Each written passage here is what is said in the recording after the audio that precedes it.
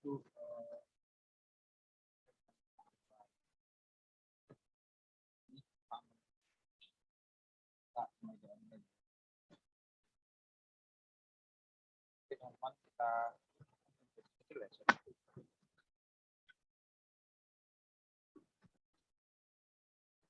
kita tes. Kalau kayak gini gimana? Masuk, Kak. Jelas, Kak. Semoga nih nggak ada kendala deh ya. Kita mulai dengan berdoa dulu.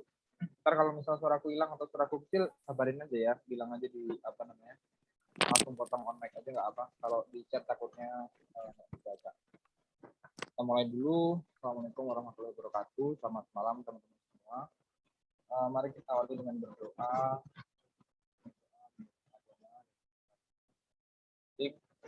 Doa.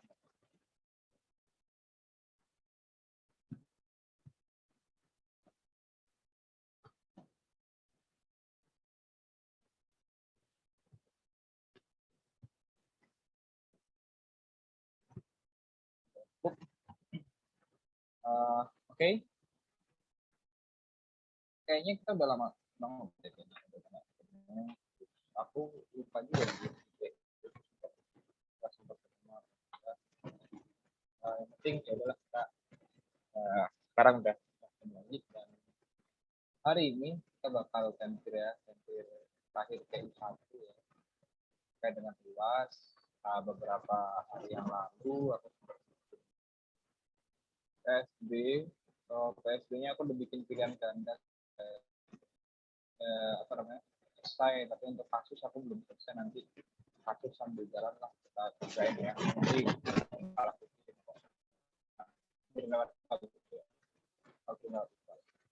Oke, mungkin sebelum kita ke PSB, bagi teman-teman yang mau nanya, silahkan nanya dulu aja.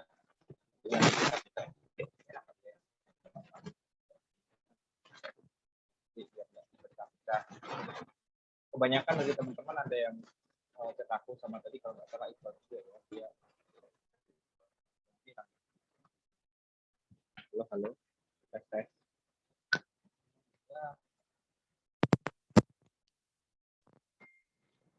Halo. Kalau sekarang mendingan? Kadang hilang, kadang ada, Kak, suaranya. Oh gitu ya. Oke, bentar ya. Aku ganti headset bentar ya. Siap, Kak.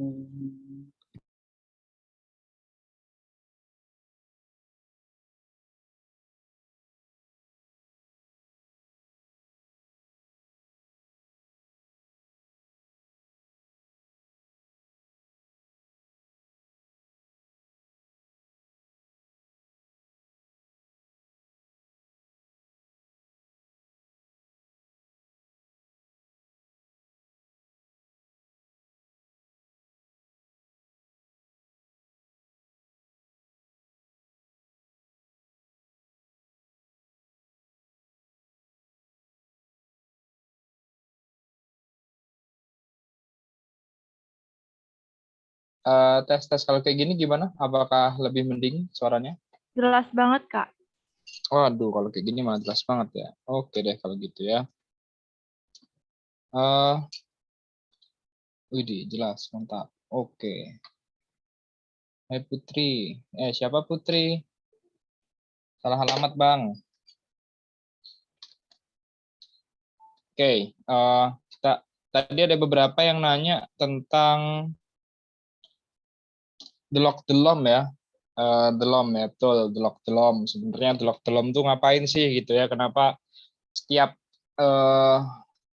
aku melakukan penilaian tuh harus ada delok-delom, Kak, gitu ya. Kenapa harus ada delok-delom? Kenapa harus ada apa istilahnya kayak harus disesuaikan gitu, harus dikasih delok-delom tuh apa sih, diskon premita apa sebenarnya. Jadi gini teman-teman. Kalau kita mengacu pada peraturan yang kita gunakan ya, yaitu POJK. Aku harap teman-teman udah familiar sekali dengan POJK ya, dengan POJK 35 ya, POJK 35 tahun 2020 ya, di mana di POJK 35 ini itu dikatakan bahwa penilaian setiap penilai gitu ya, kita yang melakukan penilaian itu kita mengaplikasikan ya. yang namanya the lock atau premi dan juga the LOM. Ya, nggak ada premi atas marketability. Ya, jadi hanya ada the lock atau premi dan juga the LOM. Ya, sebentar aku coba carikan dulu POJK-nya. Karena logika dasarnya adalah ketika kita melakukan penilaian atas sesuatu, gitu ya. Kita ini pasti punya beberapa pendapat yang berbeda, gitu kan. Misalkan aku sebagai seorang penilai menilai ini tuh saham yang perfect banget nih. Ya, misalkan aku menilai saham Indosat gitu ya. Aku menilai minority pakai pendekatan pasar gitu ya. Kan hasilnya kan minority ya. Aku yakin kalau saham Indosat ini adalah saham yang paling bagus, saham terbaik, dan saham yang apa istilahnya? Semua orang tuh pasti beli deh gitu ya. Semua orang ini pasti mau lah. Gitu. Tapi kemudian Iqbal dia melakukan penilaian juga. Nah, oleh Iqbal gitu ya, Iqbal tuh dia mikirnya berbeda gitu ya. Iqbal mikirnya nggak juga sih Kak, kayak aku agak males sih beli sektor apa namanya, beli sektor telekomunikasi gitu kayak 5G itu overpriced. 5G itu cuman hype sementara aja gitu, bahkan kita belum ada apa-apanya, 5G-nya tuh masih nanti gitu kan. Sehingga di DELOM itu gitu ya, di marketability ini ya, itu menyebabkan adanya kurangnya likuiditas di pasar. Likuiditas itu apa sih gitu? Ada yang mau coba share nggak likuiditas itu apaan? Biar aku nggak kayak bikin podcast ya ngomong sendiri. Di chat deh likuiditas itu apaan? Mungkin bagi teman-teman yang baru pertama atau istilahnya belum nyemplung di bursa saham, mungkin agak kesulitan gitu ya mengartikan likuiditas. Gampangannya sesuatu yang liquid itu adalah sesuatu yang gampang cair ya. Nah, betul tuh anak Pak Ambang, keren banget. Liquid itu cair ya. Artinya apa? Kayak es batu gitu likuiditasnya tinggi ya, dia gampang cair. Ya, bukan.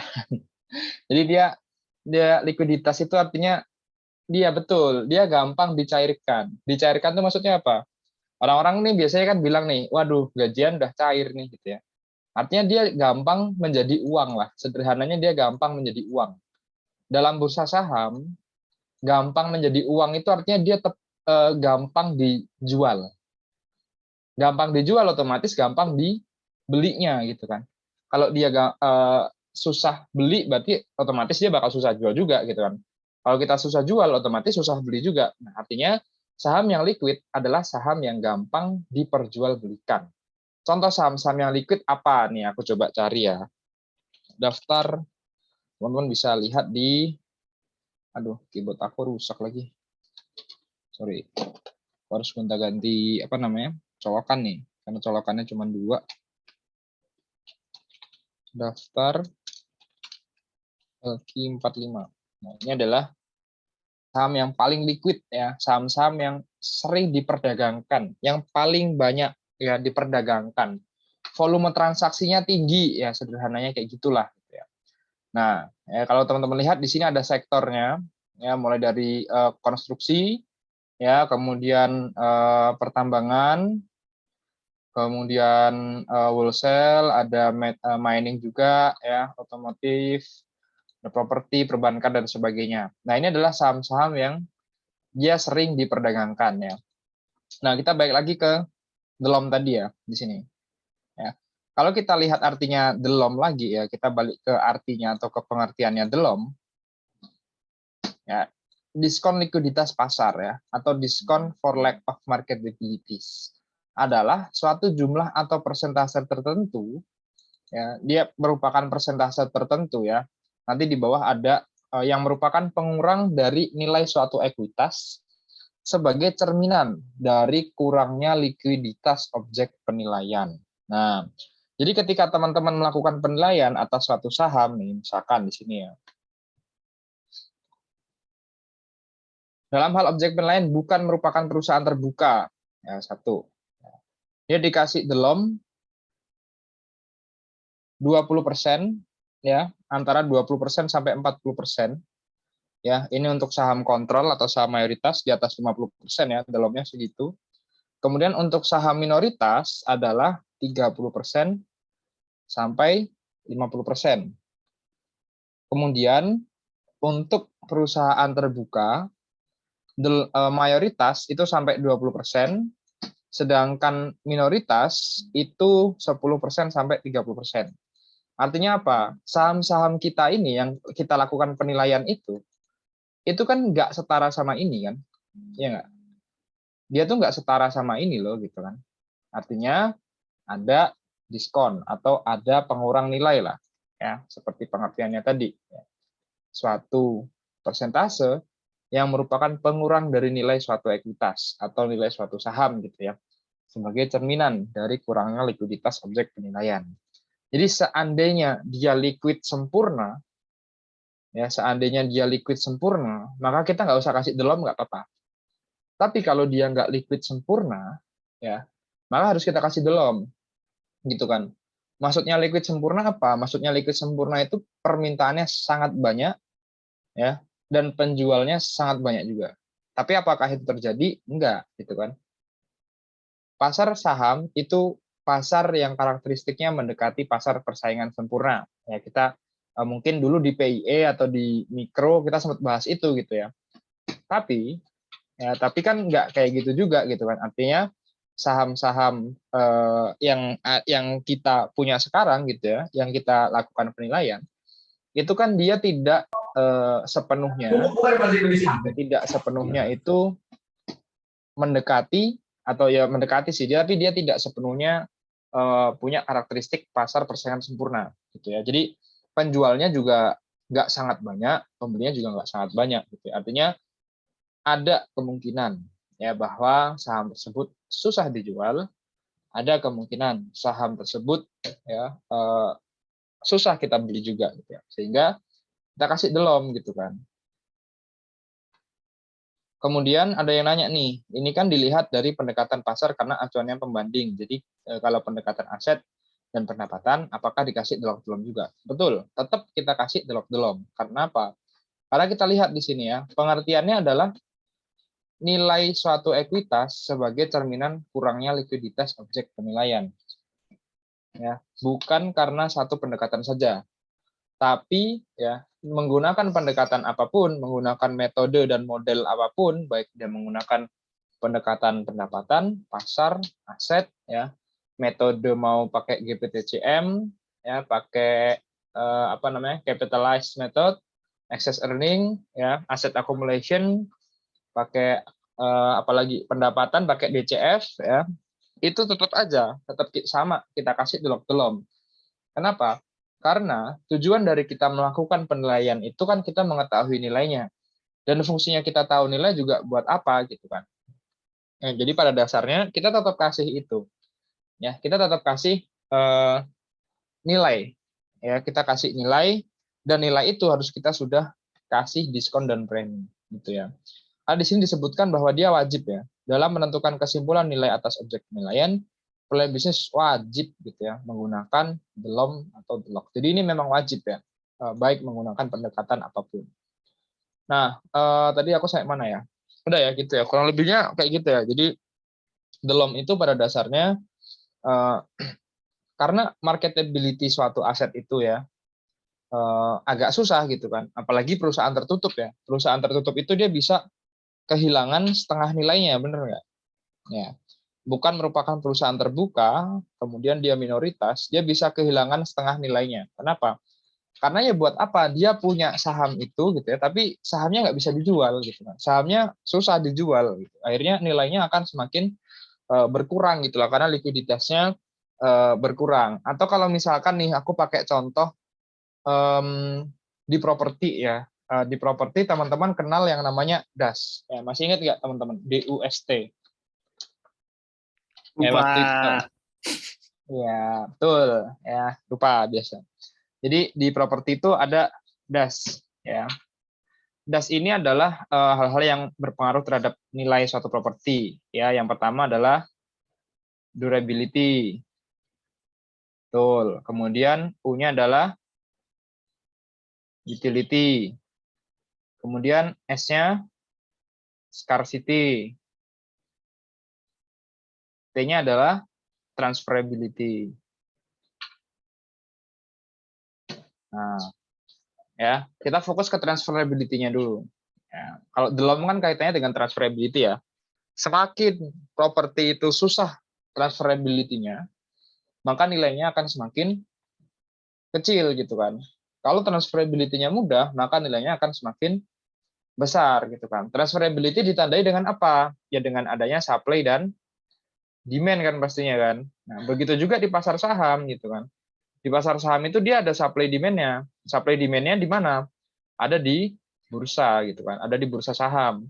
Sehingga kalau dia perusahaan terbuka, otomatis transferability-nya lebih mudah. Makanya perusahaan terbuka dia punya diskon yang lebih kecil. Tapi untuk perusahaan tertutup, dia bisa nggak transferability? Bisa juga gitu kan. Terus jual belinya gimana? Jual belinya di luar bursa saham. Misalkan pakai notaris ya, pakai akta notaris dan sebagainya. Itu bisa juga gitu kan. Tapi kan lebih lebih susah ya transferability-nya ya. Makanya dia diskonnya lebih besar. Ya kurang lebihnya kayak gitu kalau DLOM. Berikutnya ada yang nanya nih, tanya bagus sih. Kenapa minoritas diskonnya lebih besar daripada mayoritas ya untuk DLOM gitu kan? Padahal kalau kita lihat-lihat sebenarnya kan kita itu lebih gampang jualan skala kecil daripada kita jualan skala besar, bener nggak? Kita jualan nih, misalkan kita punya 1 juta lot saham Unilever, ya kita punya 1 juta lot saham Unilever, kemudian kita mau jual, ya. Nah, kalau secara teori sendiri gitu ya, aku belum pernah menemukan ya dalam artian literatur yang mengatakan kenapa saham yang lebih kecil dalam artian jumlah yang lebih kecil itu diberikan marketability diskon yang lebih besar daripada saham mayoritas ya. Cuman secara logika saham mayoritas ya yang dia punya mayoritas itu dia punya cara penjualan yang lebih banyak. Ya misalkan nih kalau misalkan kita cuma punya saham yang kecil gitu ya, orang-orang pasti lebih milih beli pakai bursa aja, pakai skema bursa aja. Misalkan kamu punya sahamnya Indosat nih, kemudian kamu mencari investor gitu ya yang mau beli saham kamu gitu kan. Kamu punya berapa? Aku cuma punya 2 lot. Ya diketawain sama investornya gitu kan. Lah 2 lot mah ngapain ditawarin? Aku juga bisa beli di apa namanya? Bisa beli di bursa gitu ya. Tapi kalau dia sahamnya mayoritas lebih gede gitu, misalkan kayak pemerintah Indonesia punya saham apa ya? Punya saham Antam misalkan atau Adaro Energy misalkan gitu ya. Maka pemerintah itu bisa jualan dengan berbagai cara, misalkan kayak melalui skema bursa bisa, kemudian ditawarkan langsung ke investor bisa, dia private placement juga bisa dan sebagainya gitu. Sehingga karena dia mayoritas semakin banyak saham yang dia pegang, dia metode jualannya juga semakin banyak gitu ya. Selain di bursa juga bisa, di luar bursa juga bisa. Sehingga dia bisa kita kasih DLOM yang lebih kecil ketika sahamnya adalah saham mayoritas gitu. Ini itu aja sih apa namanya, secara literatur aku memang belum menemukan gitu ya, tapi ini secara gambaran dan bayangan aku aja kurang lebih kayak gitu. Gitu. Kalau skema gimana cara pemerintah jual saham gitu ya, atau misalkan Mas berarti apa pemerintah tuh punya rekening saham juga dong. Dia punya dia pakai sekuritas apa gitu kan.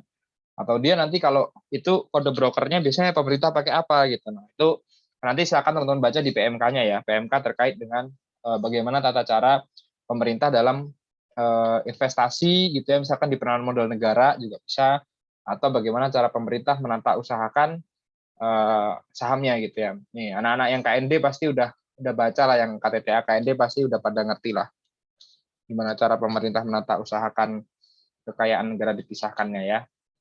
Oke, berikutnya terkait dengan delok ya. Nah, kalau delom udah ngerti, delok ini lebih enak gitu ya. Kenapa? Karena delok ini dia lebih sederhana karena dia punya 2 sisi. Satu, dia punya diskon, satu dia punya premi. Artinya, ketika dia diskon ya, diskon atas pengendalian ini ya, diskon for lack of control atau delok ya.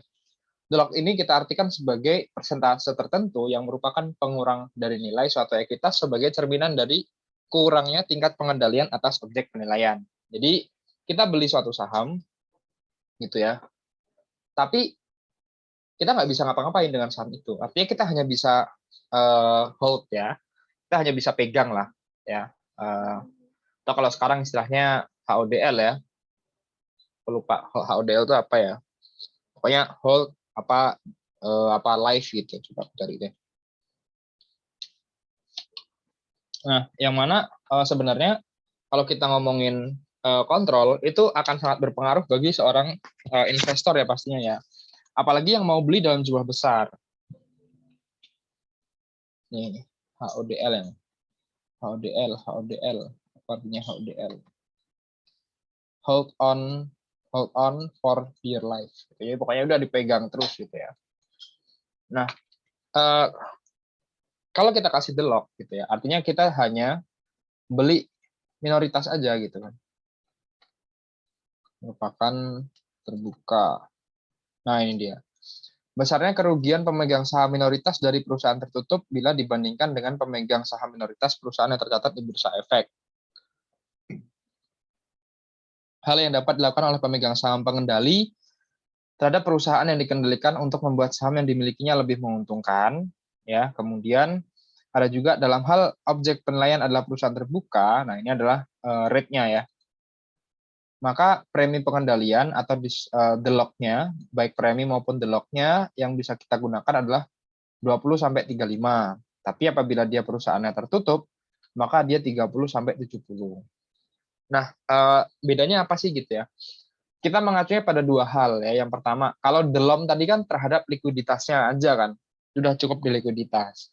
Tapi kalau the lock dia ada dua hal yang perlu kita perhatikan. Yang pertama adalah besarnya kerugian pemegang saham minoritas dari perusahaan tertutup apabila dibandingkan dengan pemegang saham minoritas pada perusahaan yang tercatat di Bursa Efek.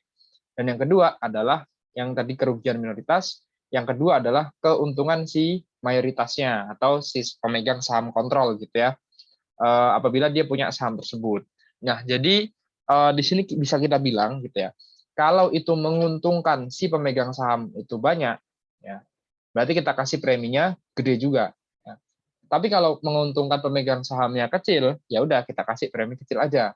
Nah, sebaliknya, kalau misalkan kerugian yang dipegang oleh saham minoritas ya, kerugian yang harus didera oleh saham minoritas ini besar gitu ya, otomatis ya kita kasih the lock yang besar juga. Tapi kalau kerugiannya itu kecil, ya udah kita kasih kecil aja. Contoh sederhananya gitu ya, Mas, kenapa di sini perusahaan terbuka itu premi maupun diskonnya lebih kecil daripada perusahaan tertutup? Ya jelas, karena perusahaan terbuka dia ada regulasi yang mengatur ya. Regulasi yang mengatur perusahaan terbuka ini cukup ketat. Ya misalkan, sebut aja nih, setiap tahun dia wajib melaporkan laporan keuangan audit ya, laporan keuangan yang telah diaudit itu ada batas maksimalnya. Kalau keterlambatan sekian nanti dia bisa dikeluarkan gitu ya. Artinya harus benar-benar perusahaan yang bagus lah dari kondisi keuangan dan sebagainya, itu harus perusahaan yang bagus gitu ya. Sehingga orang yang punya saham mayoritas itu susah buat neko-neko gitu ya. Dia powernya tuh ada, misalkan menentukan arah perusahaan ke depannya ya, menentukan ini-ininya. Cuman dia nggak punya power sepowerful ketika perusahaannya tertutup gitu ya. Ketika perusahaannya tertutup, dia pegang 90% sahamnya, ya 10%-nya dimiliki oleh teman-temannya atau diperjualbelikan secara bebas. Wah, itu malah lebih ngeri lagi gitu ya. Bisa kita bilang nanti itu dia bisa ngapa-ngapain kan, dia bisa bebas ngapa-ngapain kan, dia mau nggak nerbitin apa namanya, dia mau nggak nerbitin laporan keuangan juga terserah dia gitu kan. Pemegang sahamnya protes, ya udah protes aja, orang lu cuma pegang 1% gitu katakan. Kamu kan cuma pegang 1%, 90%-nya kan di aku gitu kan. Itu salah satu contoh aja gitu ya, kenapa premi dan diskon ini perlu kita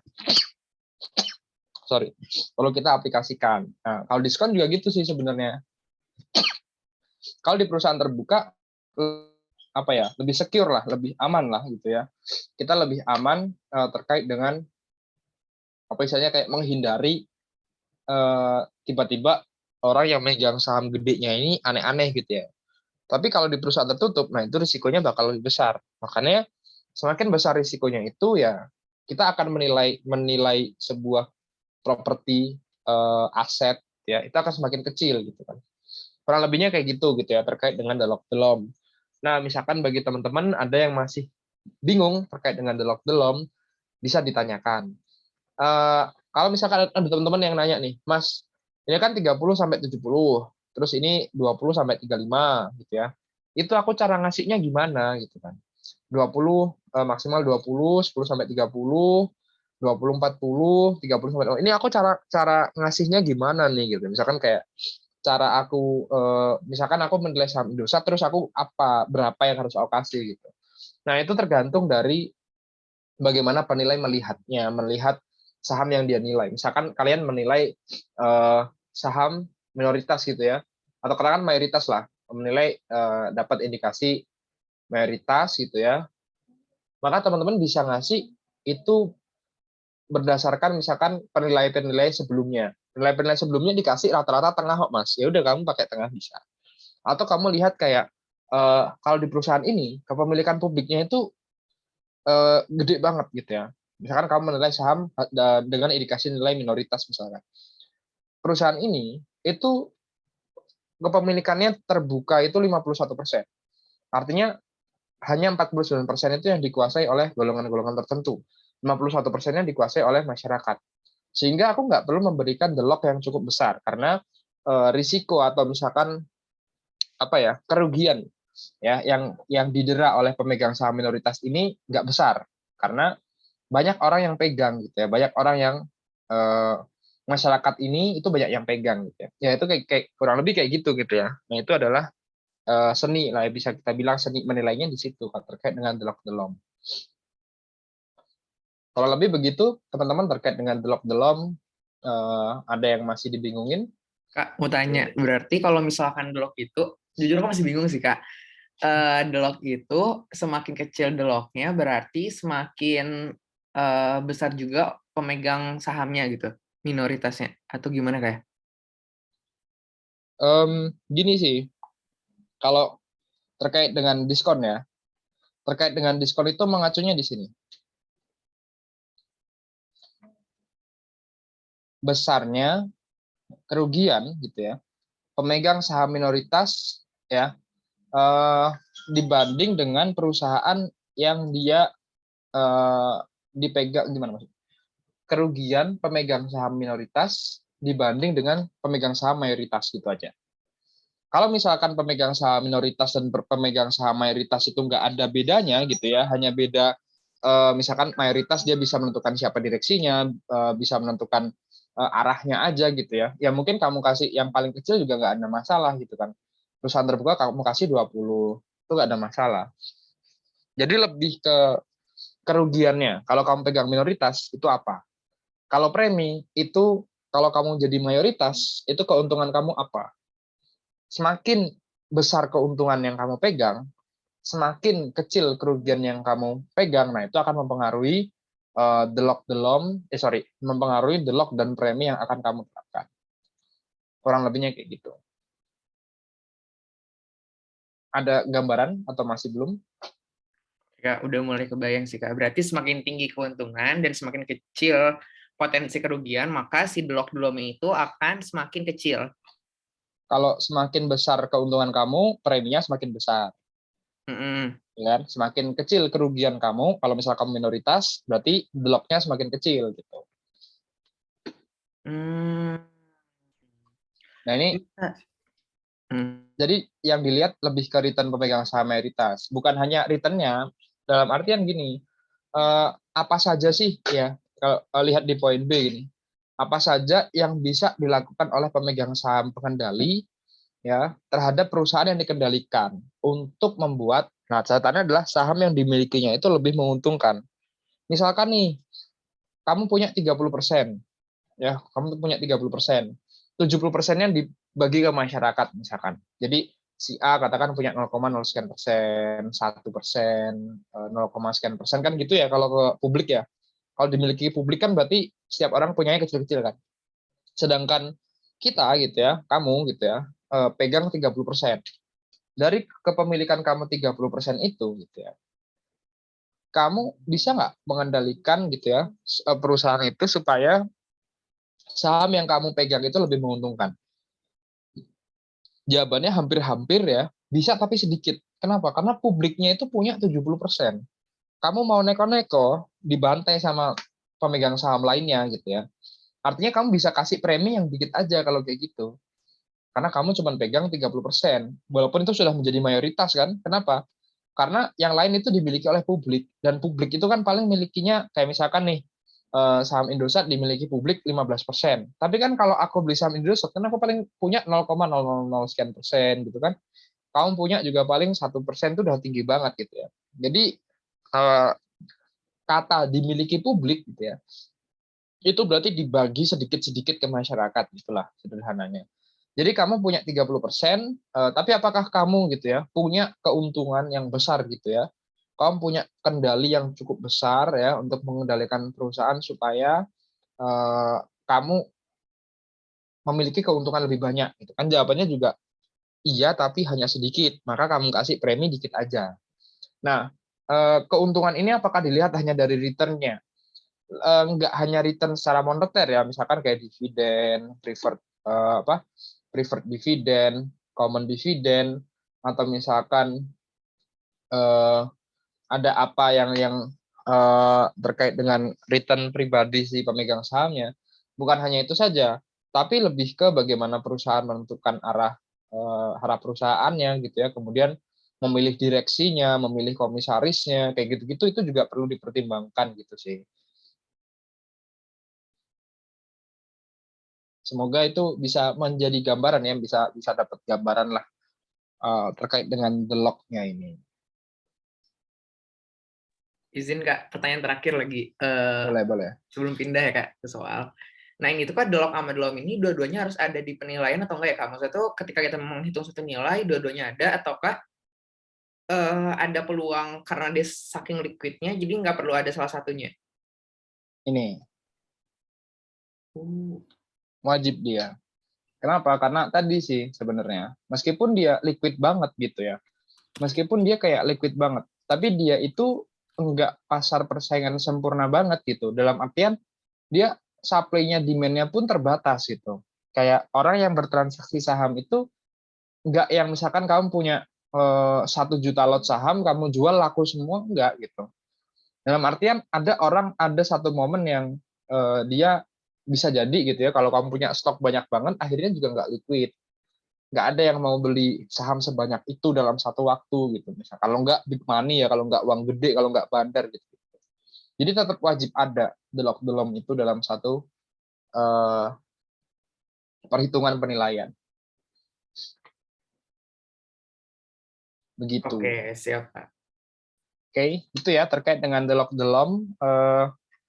Kalau misal nanti ada yang masih agak dibingungkan, boleh banget baca di POJK 35 ya. Di POJK 35 ini lengkap lah, bisa kita bilang lengkap banget terkait dengan delok-delom, kemudian metode pun di sini lengkap ya. Di sini tuh lengkap banget. Oke, insya Allah aku coba jelasin serinci-rincinya nanti di PSB ya. Jadi nanti misalkan di sini ya, teman-teman cari pendekatan set. Ini ada nih, pedoman penilaian dengan pendekatan aset.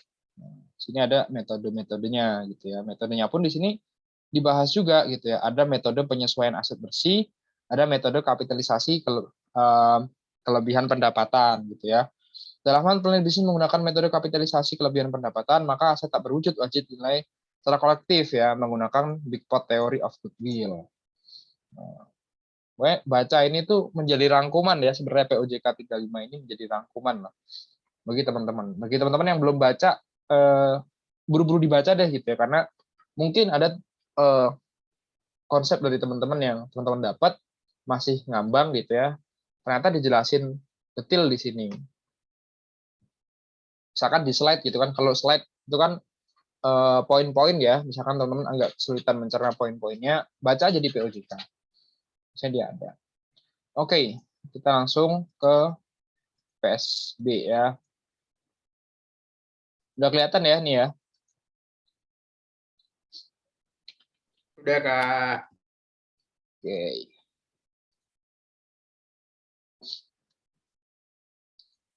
Oke, kita mulai dari nomor 1 ya. Dasar argumentasi pendekatan pendapatan. Ya, pendekatan pendapatan dalam melakukan penilaian usaha adalah sebagai berikut.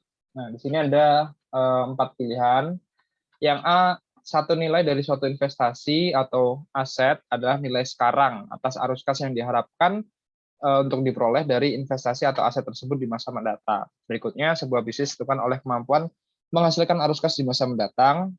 Satu investasi baru memiliki nilai jika investasi tersebut dapat memberikan pengembalian yang lebih besar dibanding dengan biaya yang harus dikeluarkan untuk memperoleh pendanaan untuk biaya investasi tersebut. Yang D, indikasi nilai dari suatu investasi, dari suatu entitas atau bisnis atau ekuitas didasarkan pada arus kas yang dapat dihasilkan di masa sekarang dan yang akan datang. Kenapa kok aku memilih A gitu ya? Karena A ini jelas gitu ya. A ini jelas di bagian apanya? A ini jelas di bagian, misalkan di sini kalau teman-teman perhatikan gitu ya.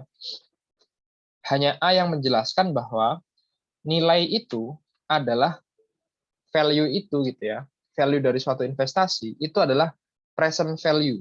Ya. Yang lainnya nggak ada yang menjelaskan present value. Ya, dia adalah present value.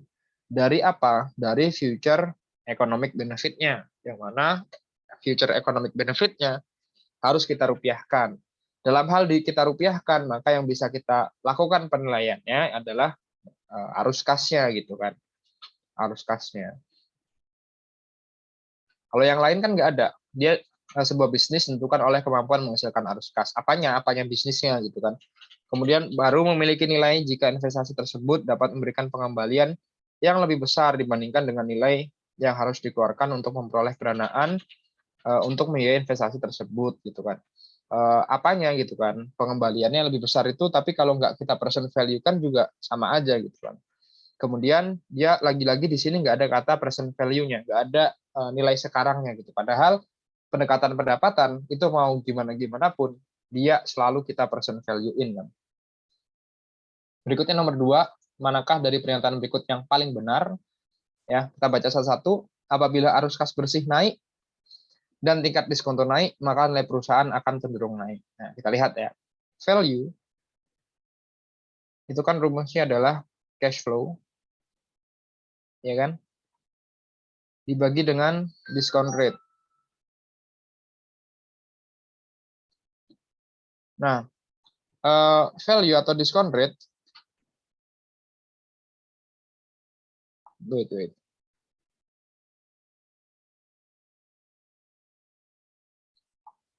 Nah, itu dia apa istilahnya ya? Hanya bisa salah satu ya yang kita pilih ya, mau cash flow-nya atau discount rate-nya gitu ya. Untuk menaikkan value, otomatis cash flow-nya harus naik, discount rate-nya harus turun atau salah satunya ya. Kalau keduanya naik, maka kita nggak tahu value-nya akan naik atau turun gitu ya. Jadi kalau harus kas naik, diskonto naik, ya kita nggak ngerti kan, maksudnya kayak kita nggak ngerti seberapa nih gitu ya. Banyakan naiknya tuh banyakan cash flow-nya atau discount rate-nya. Jadi opsi A salah ya. Dan opsi C, apabila arus kas bersih tetap, ya, jadi cash flow-nya ini tetap nih. Dan tingkat diskonto naik, nah, diskon rate-nya naik, maka value akan naik. Salah ya, harusnya value akan turun kan. Kemudian D, apabila arus kas bersih turun dan tingkat diskon tetap, maka perusahaan cenderung naik. Salah juga gitu. Harusnya D turun. Jawaban yang paling benar adalah yang B ya. Arus kas naik, diskon turun, maka perusahaan naik ya. Value perusahaannya naik. Kemudian nomor 3, penilaian usaha dengan pendekatan pendapatan mengasumsikan perusahaan yang dinilai adalah perusahaan yang going concern ya. Artinya apa? Perusahaan ini akan berjalan seterusnya. Dari mana kita tahu? Karena dua metode yang kita gunakan ya. Dua metode yang kita gunakan dalam pendekatan pendapatan adalah satu discounted cash flow ya. Yang kedua adalah capitalized earning. Di mana keduanya ini ya ada satu yang di DCF itu ada terminal cash flow. Bener nggak nih? Di DCF, di capitalize, ini justru malah langsung terminal cash flow gitu kan. Dia langsung terminal cash flow, kalau DCF dia proyeksi 1, 2, 3, 4, 5, 6, 7, 8, 9, 10, kemudian dia terminal cash flow. Konsep terminal cash flow itu apa sih gitu ya? Konsep terminal cash flow itu dia mengasumsikan bahwa perusahaan tersebut itu akan jalan terus gitu ya, jalan terus sampai perusahaan tersebut menghasilkan nilai, ya, menghasilkan cash flow yang nilainya itu hampir-hampir nggak kelihatan gitu lah ya, nilainya itu hampir-hampir nggak kerasa gitu. Contoh aja nih, maksudnya gimana Mas hampir-hampir nggak kerasa? Kita tahu nih, misalkan ada 100.000 ya, gitu ya. Di tahun 0 nilainya 100.000. Tahun 1 nilainya jadi katakan 90.000 deh gitu ya. Tahun kedua nilainya jadi 81.000. Tahun ketiga nilainya jadi 73.000. Tahun keempat nilainya jadi sekian. Tahun kelima nilainya, nah kan nilainya semakin turun ya. Sampai pada satu momen gitu ya, kalau kita gambarkan secara kurva, ini adalah value, ini adalah time-nya. Sampai pada satu momen ya, nilainya itu hampir mendekati 0. Nah, sehingga di sini ini ya udah ujung gitu ya istilahnya ya. Di setelahnya gitu ya. Setelahnya ini dia cash flow di tahun-tahun setelahnya ini dia imaterial lah. Ya, tidak begitu bernilai gitu ya. Tapi kan dia tetap jalan terus gitu kan. Artinya dia going concern, dia jalan terus gitu. Maka di sini nomor 3 ini yang paling tepat adalah yang C. Berikutnya nomor 4 ya. Nomor 4 ini penentuan besaran arus kas bersih yang akan diterima oleh pemegang ekuitas. Nah, pemegang ekuitas ini jangan lupa kalau ekuitas itu dia ada perubahan bersih terkait dengan utang jangka panjangnya. Kenapa? Karena dia harus apa istilahnya ya, kayak dinetkan dulu kan, dinetkan terhadap jangka panjangnya gitu ya. Jadi kalau inti apa ya, sederhananya adalah dia udah net gitu ya, dia udah bisa dibilang kayak jangan ada porsi untuk si utang jangka panjang lagi. Nah, sederhananya kayak gitu. Ntar aku coba bukain. Ini aku ragu kalau ini jawaban yang benar. Kayaknya ada perubahan apa namanya? Harus dia bayar interest dulu kalau aku nggak salah. Aku coba cek di materi dulu.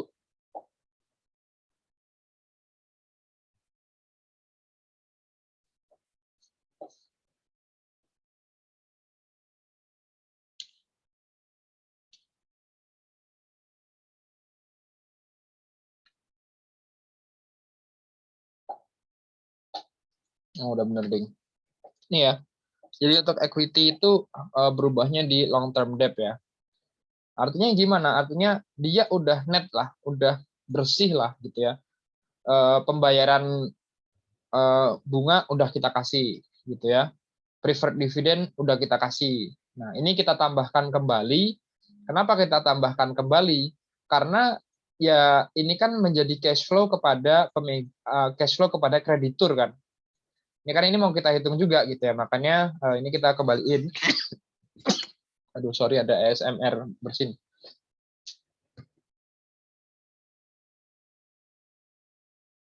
Nah, jadi ini kita kembaliin lagi gitu ya, interest sama preferred dividendnya, karena ini merupakan pembayaran kepada kreditur. Nah, makanya di sini kan kalau invested capital, ada ekuitas, ada liabilitas, ini kita kembaliin lagi cash flow-nya gitu ya.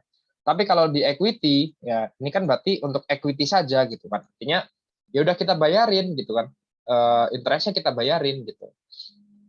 Nah, untuk net change to long term debt-nya, ini kan ada plus minusnya ya. Plus minusnya ini lihat pada cash flow-nya. Lihat pada apakah dia kas masuk, apakah dia kas keluar. Intinya di situ. Kalau dia kas masuk, ya berarti plus. Kalau dia kas keluar, berarti dia minus. Misalkan capital expenditure. Kalau dia jual aset tetap dia, berarti kan dia jadi masuk kan ya. Dia jadi kas masuk. Tapi kalau dia beli capital expenditure, berarti ada kas keluar. Sama buat NOWC juga sama. NOWC misalkan ada nih hutang jangka pendeknya turun. Otomatis ada pembayaran hutang dong.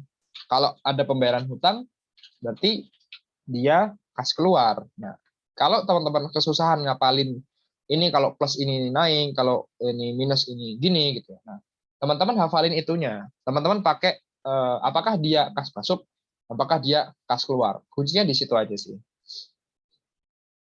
Berikutnya nomor 5, tingkat kapitalisasi yang digunakan untuk mengkonversi aliran kas bersih menjadi terminal value. Ya, ini ya. Terminal value ya. Kuncinya adalah di terminal value. Dengan asumsi tidak adanya pertumbuhan pada periode kekal. Ketika dia tidak ada pertumbuhan lagi pada periode kekal, maka kita cukup gunakan discount rate saja. Kalau dia ada pertumbuhannya, berarti pakainya apa? Discount rate ya, R minus G. Mas, kenapa kok di minus ya?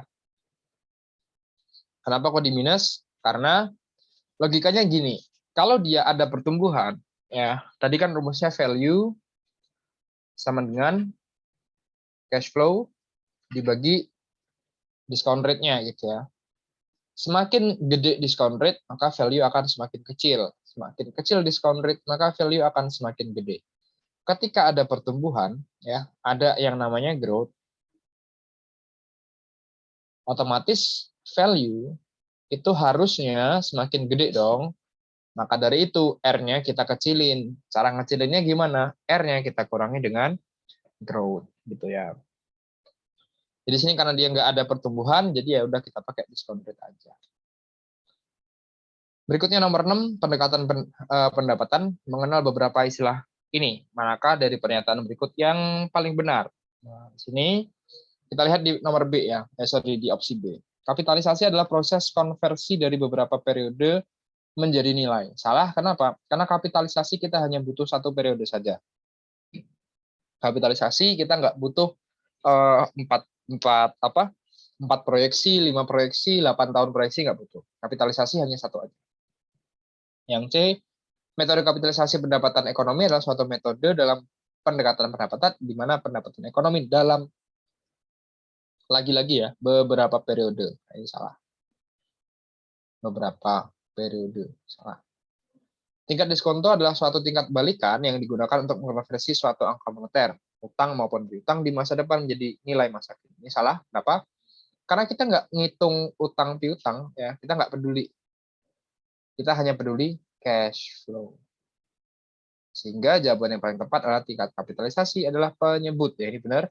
Yang umumnya dalam bentuk persentase, Mas emang ada yang nggak dalam bentuk persentase? Ada aja. Misalkan dia 10% gitu ya. Kita ganti jadi 0,1. Untuk mengonversi suatu pendapatan ekonomi ya masa datang dalam beberapa periode menjadi nilai. Ini betul ya. Walaupun di sini tetap agak salahnya gitu ya. Salahnya apa? Pendapatan ekonomi masa datang dalam beberapa periode ya. Ini juga patut kita pertanyakan ya. Karena namanya juga tingkat kapitalisasi ya itu satu selesai. Nah, kalau tingkat diskonto, nah itu baru benar beberapa periode. Tapi yang paling mendekati benar itu yang A. Berikutnya nomor 7, kapitalisasi atau tingkat diskon yang digunakan untuk penilaian usaha dengan model invested capital. Nah, kalau invested capital kita pakai weighted average cost of capital ya. Kalau kita modelnya adalah model ekuitas, berarti kita pakai capital asset pricing model atau CAPM ya. Berikutnya nomor 8, pada saat menghitung beta perusahaan tertutup, dengan cara menghitung beta perusahaan pembanding, perlu kita cari unlevered beta terlebih dahulu. Kenapa gitu ya? Karena ya sekali lagi levered dan unlevered beta itu dipengaruhi oleh debt equity rasionya. Nah, kalau perusahaan tertutup gitu ya,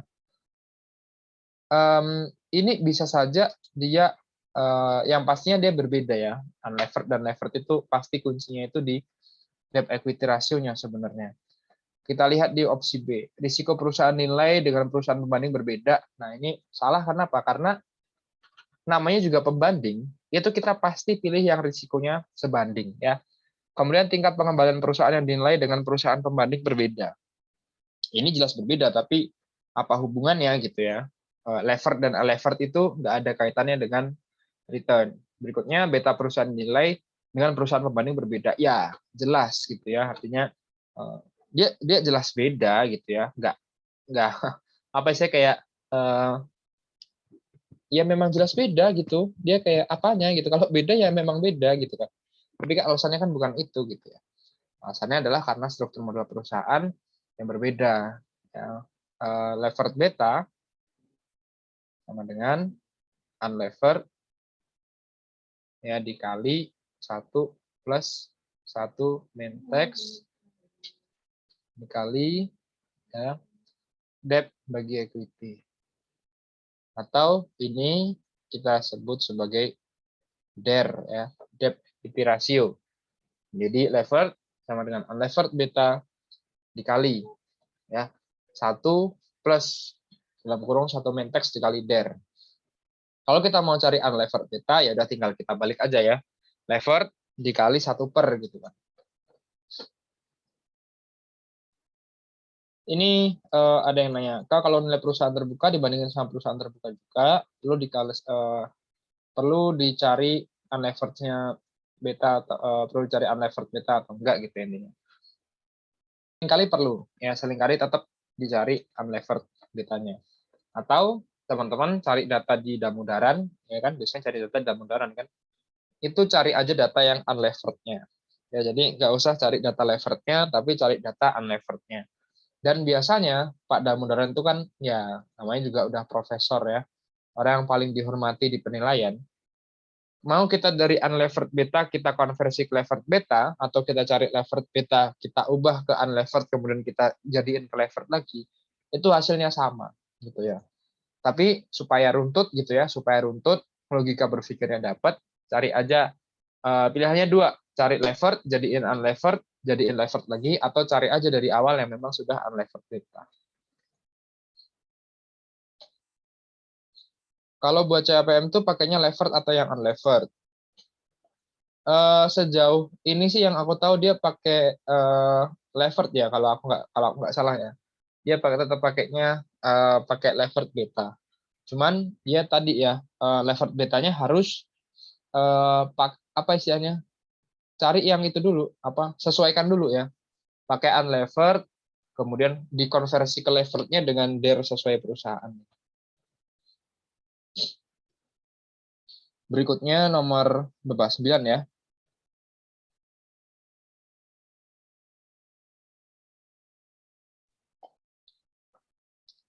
Suatu kesalahan yang mungkin dilakukan oleh penilai dalam penerapan pendekatan pendapatan. Nah, oke. Kita lihat satu-satu ya dari opsi A nih.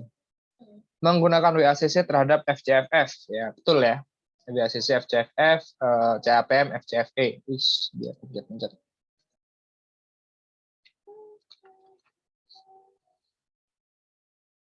Kemudian B menerapkan tingkat diskonto unlevered terhadap arus kas yang bebas utang.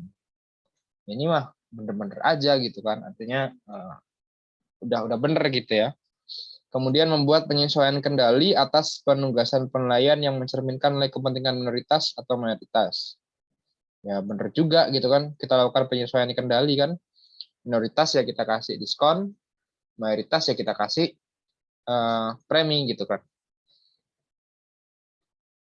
Berikutnya adalah menggunakan tingkat diskon berupa save rate untuk mendiskonto pendapatan yang berisiko. Nah, ini baru yang salah ya. Kenapa? Karena ya namanya juga risiko ya, berarti harus kita kita cerminkan dulu gitu ya. kemarin, wait, aku coba cari pertanyaan. Ada satu teman kalian yang terkait dengan save rate-nya, aku jadi ingat pertanyaan teman kalian. Bentar, aku coba cari dulu ya.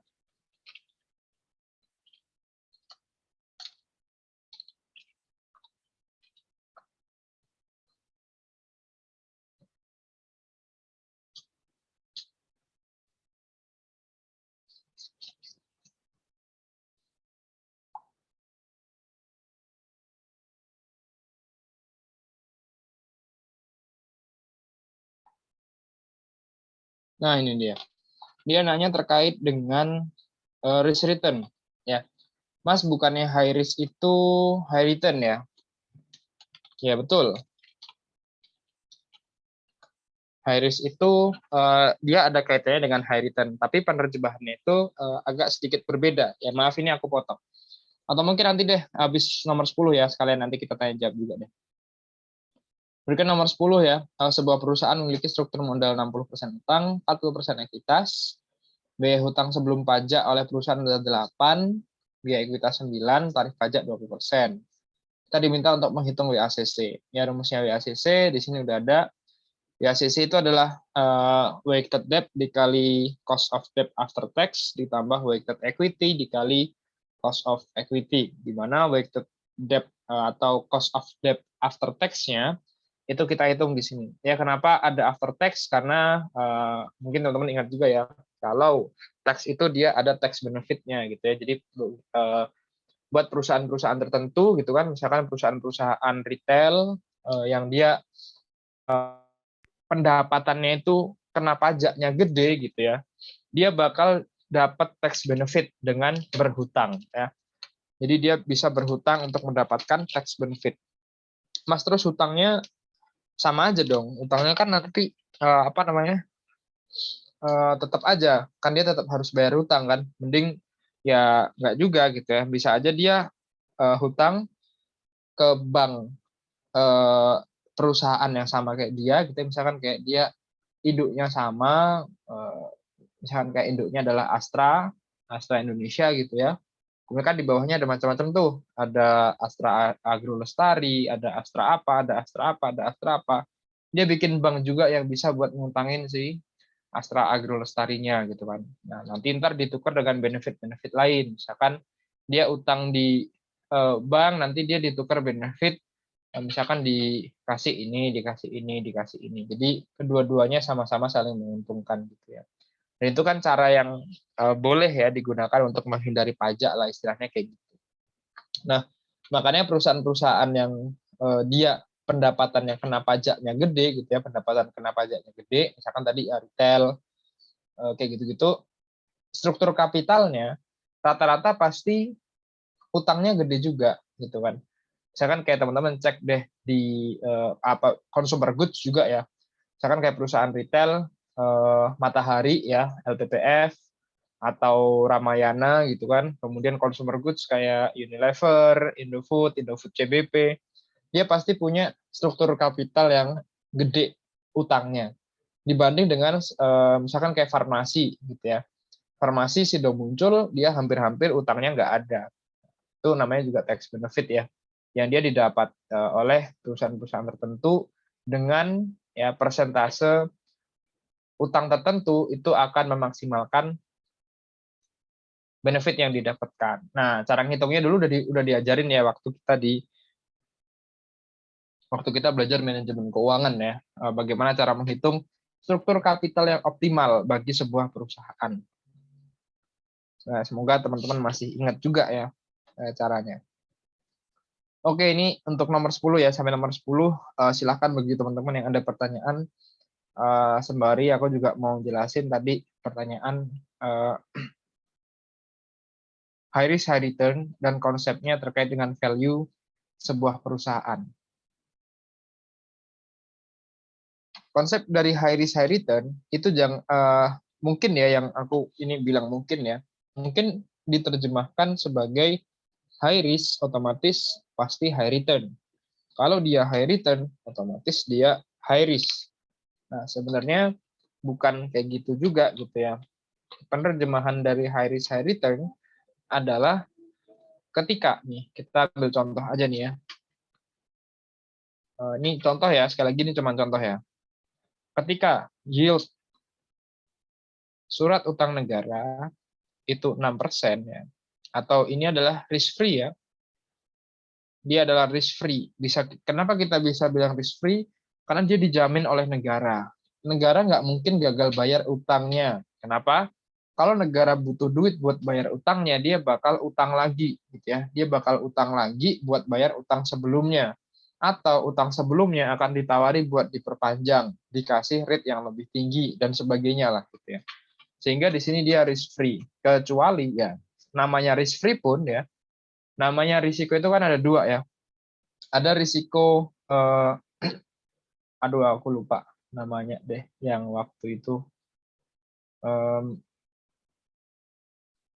Ada risiko yang satu dia bisa kita hindari, yang dua yang nggak bisa kita hindari yang itu.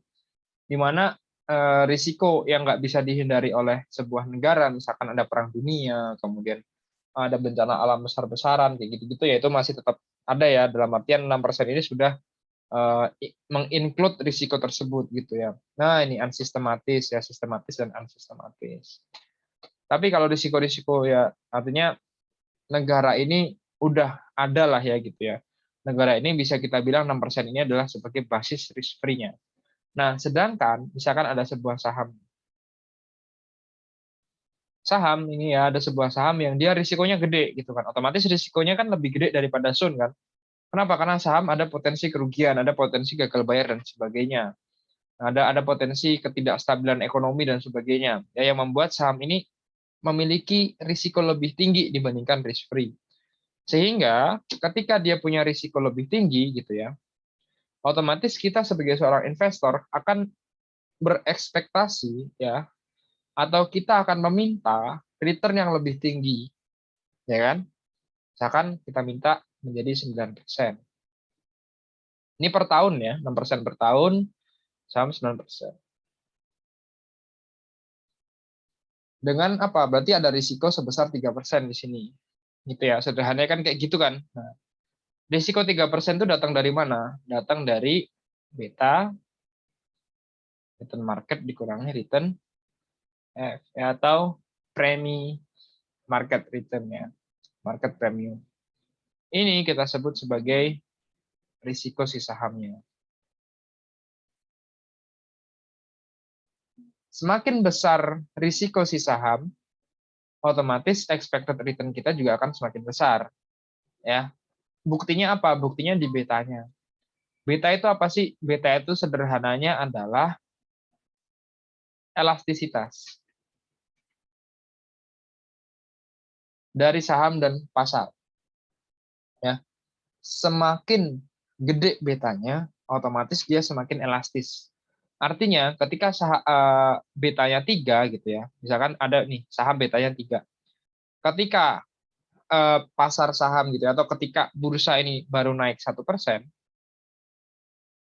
maka saham tersebut akan naik 3%. Ketika pasar saham itu naik 2%, otomatis saham tersebut akan naik 6%. Begitu juga ketika turun, ketika pasar itu turun ya 2%, ya saham itu juga akan turun 6%, itu namanya beta 3 gitu kan. Semakin tinggi betanya, otomatis dia akan semakin elastis. Pengertian elastisitas masih sama dengan yang di ekonomi waktu itu ya. Dia tingkat kepekaan lah sederhananya ya. Seberapa peka sebuah saham ya, harga saham, pasar saham. Nah, otomatis ya, ketika dia semakin elastis ya, elastisitasnya semakin tinggi, otomatis risiko perusahaannya juga akan semakin tinggi dong gitu kan.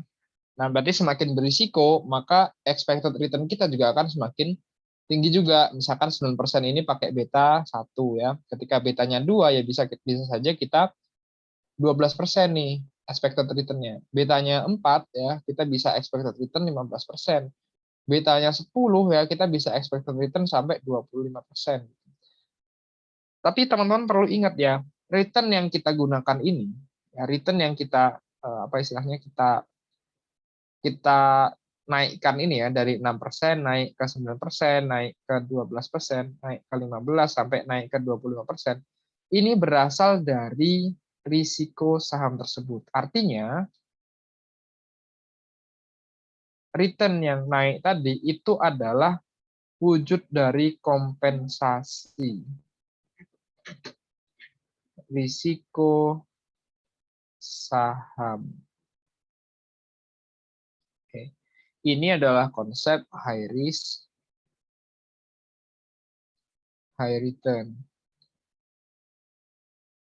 Sampai sini apakah teman-teman bisa memahami? Sampai sini dulu nih, sebelum kita kaitin dengan discount rate di saham ya. Sampai sini udah bisa memahami?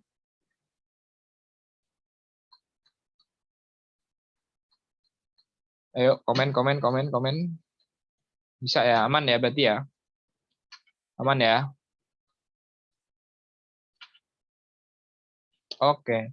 Nah, bagaimana kaitannya dengan saham gitu ya?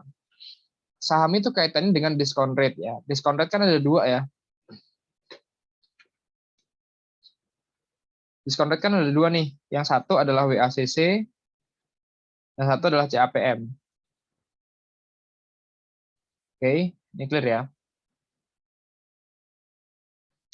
Yang tadi diakomodasi dalam risk free. Risk free itu kalau nggak salah yang sistematis ya. Yang kayak perang dunia, kemudian bencana alam gede-gedean, misalkan ini ada pandemi kayak gitu-gitu, itu yang itu diakomodasi dalam risk free.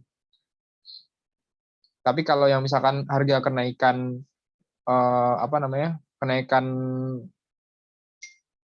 harga bahan pangan gitu ya, yang menyebabkan saham-saham consumer goods jadi jelek atau malah jadi bagus kayak gitu-gitu ya, itu yang di unsistematisnya. Nanti kalau kebalik bisa teman-teman cek juga perbedaan sistematis dan unsistematis ya. Oke, kita balik ke sini ya. Ke discount rate-nya itu ada dua, ada WACC dan ada CAPM ya. Di mana keduanya ini itu tetap menganut konsep high risk high return, ya kan? Bener ya. Semakin tinggi risikonya, maka kita akan berekspektasi dia akan memberikan return yang semakin tinggi juga gitu kan. Kalau dia nggak mau memberikan return yang lebih tinggi ya buat apa gitu kan. Orang risk free aja ngasih 6% kok gitu ya. Yang jelas-jelas dia bebas risiko aja dia ngasih 6%. Masa yang dia ada risikonya gitu kan, ada risikonya dia cuma ngasih 5,5%, ya ngapain kita beli gitu kan.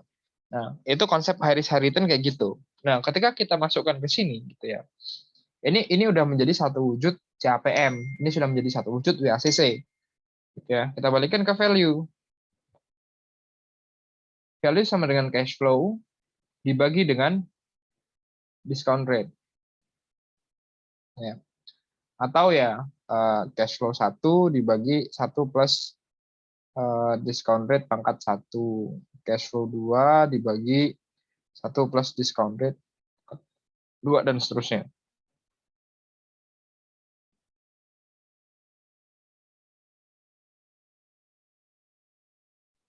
Nah, ini ya. Yang mana discount rate ini akan menjadi posisi di bawah, menjadi sebagai penyebutnya ya, sedangkan cash flow menjadi pembilangnya. Nah, semakin tinggi discount rate-nya, berarti kan risikonya semakin besar nih, benar nggak? Ketika discount rate semakin tinggi risikonya, maka perusahaan tersebut akan less value ya, dia akan value-nya akan semakin rendah gitu. Kenapa? Karena risikonya dia ya, maka dia akan dihargai lebih rendah. Nah, ini konsepnya dua konsep ini agak susah kalau kita gabungin gitu. Artinya dia konsep high risk high return itu berhenti pada ini aja gitu. Kalau kita gabungin ke sini, loh kak risikonya gede, berarti kan value-nya semakin gede dong. Enggak gitu ya. Value-nya dia ditentukan dari sini. Cash flow terhadap discount rate-nya. Gitu ya. Sedangkan value ya value ya ini discount rate, cash flow ini aja. Kalau risk and return ya di sini. Ngomongin ini benar risk and return.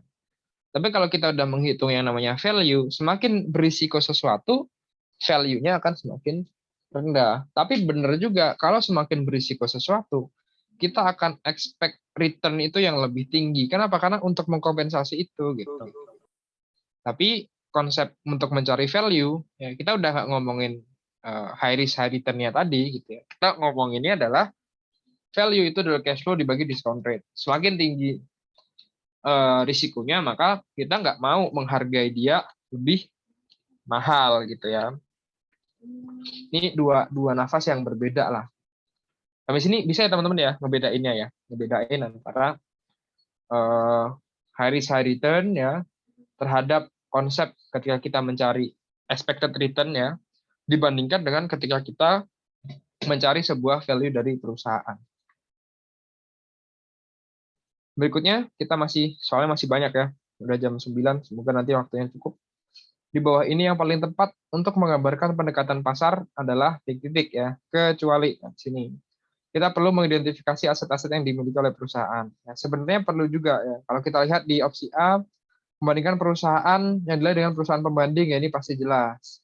Perusahaan pembanding memiliki kriteria sebanding dan sejenis, pasti jelas. Ya, salah satu metodenya adalah GPTCM ya, dan ini kenapa kok enggak ya? Sebenarnya dia perlu juga ya. Aset-aset ini tujuannya apa sih untuk mengidentifikasi aset? Kita pastikan bahwa perusahaan kita ini sebanding kan sebenarnya kan di situ ya. Tapi opsi D ini cenderung mengatakan mengidentifikasi aset-aset ini supaya bisa kita gunakan untuk pendekatan aset gitu ya, bukan pendekatan pasar. Berikutnya nomor 12. Berikut ini yang perlu dipertimbangkan dalam memilih perusahaan pembanding dalam penilaian pendekatan aset, kecuali ya karakteristik kualitatif kuantitatif sejenis ya betul, jumlah data perusahaan sejenis memadai betul ya, kemudian apakah harga transaksi bebas ikatan yang betul. Nah di sini ya terdapat data proyeksi pendapatan perusahaan pembanding selama minimal 3 tahun ke depan. Nah ini kurang kita perlukan. Kenapa? Karena kalau proyeksi pendapatan ya kita gunakan untuk pendekatan pendapatan aja gitu kan. Sedangkan kalau pendekatan aset, ya kita butuhnya adalah kondisi aktualnya sekarang. Nah ini nanti ada kaitannya dengan soal kasus ya di bawah ya nanti ya.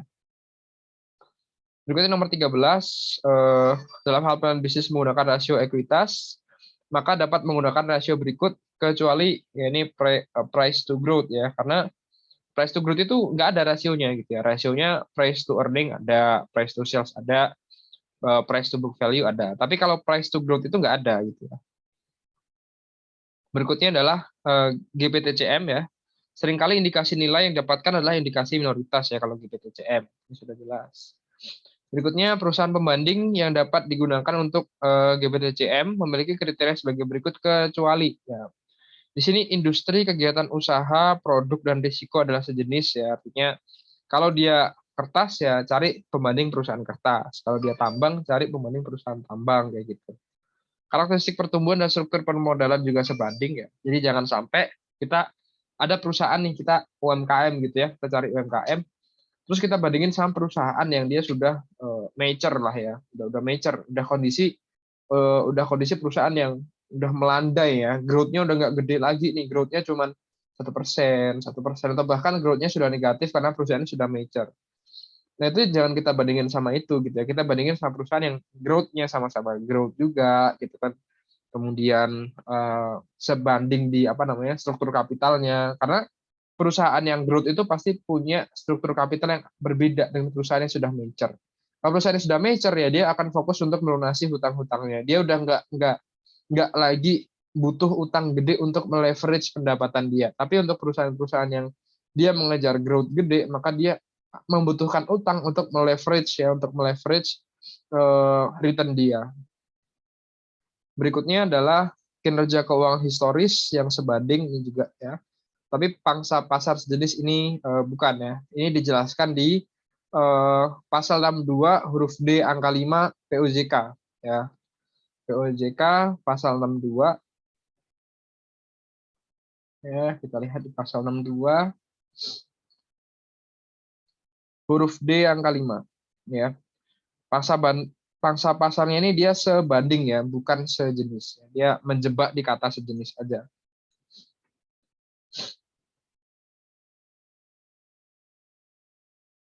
Berikutnya nomor 16, dalam pendekatan merged acquired company, seringkali indikasi nilai yang dihasilkan merupakan indikasi nilai mayoritas. Berikutnya apabila ya sesuai dengan peraturan yang berlaku yaitu POJK, dengan asumsi pembanding yang didapat sesuai dengan kriteria yang dibutuhkan, minimal jumlah perusahaan pembanding adalah sebanyak 5. Nah, di sini diatur di pasal 62 huruf E ya di sini. Dalam hal seluruh kriteria sebagaimana dimaksud huruf D terpenuhi, maka jumlah perusahaan yang paling sedikit adalah 5 perusahaan. Ya. Tapi kalau dia tidak terpenuhi gitu ya, hanya paling banyak terpenuhi 3 atau 4, maka kita butuh 8 perusahaan. Jadi kita butuh banyak sekali pembanding gitu. Mas kalau yang dipenuhi cuma 1 atau 2, ganti. Ya. Dia di sini minimal itu 3 kriteria terpenuhi ya. 3 kriteria terpenuhi, itu paling sedikit. Kalau 3 kriteria terpenuhi, kita butuh 8 pembanding. Kalau terpenuhi 5-5-nya, kita butuh 5 pembanding. Tapi kalau cuma 1 doang yang ada, ya ganti, pakai DCF saja. Pakai DCF saja sama pakai excess earning misalkan gitu ya. Berikutnya, dalam konteks penilaian pendekatan pasar, penilai bisnis menerapkan price to earning ratio jika titik-titik. Nah, ini kita lihat ya, price to earning ya. Kalau kita lihat price to earning, otomatis ya. Ntar aku coba buka buku dulu ya, buku yang apa yang kalian gunakan.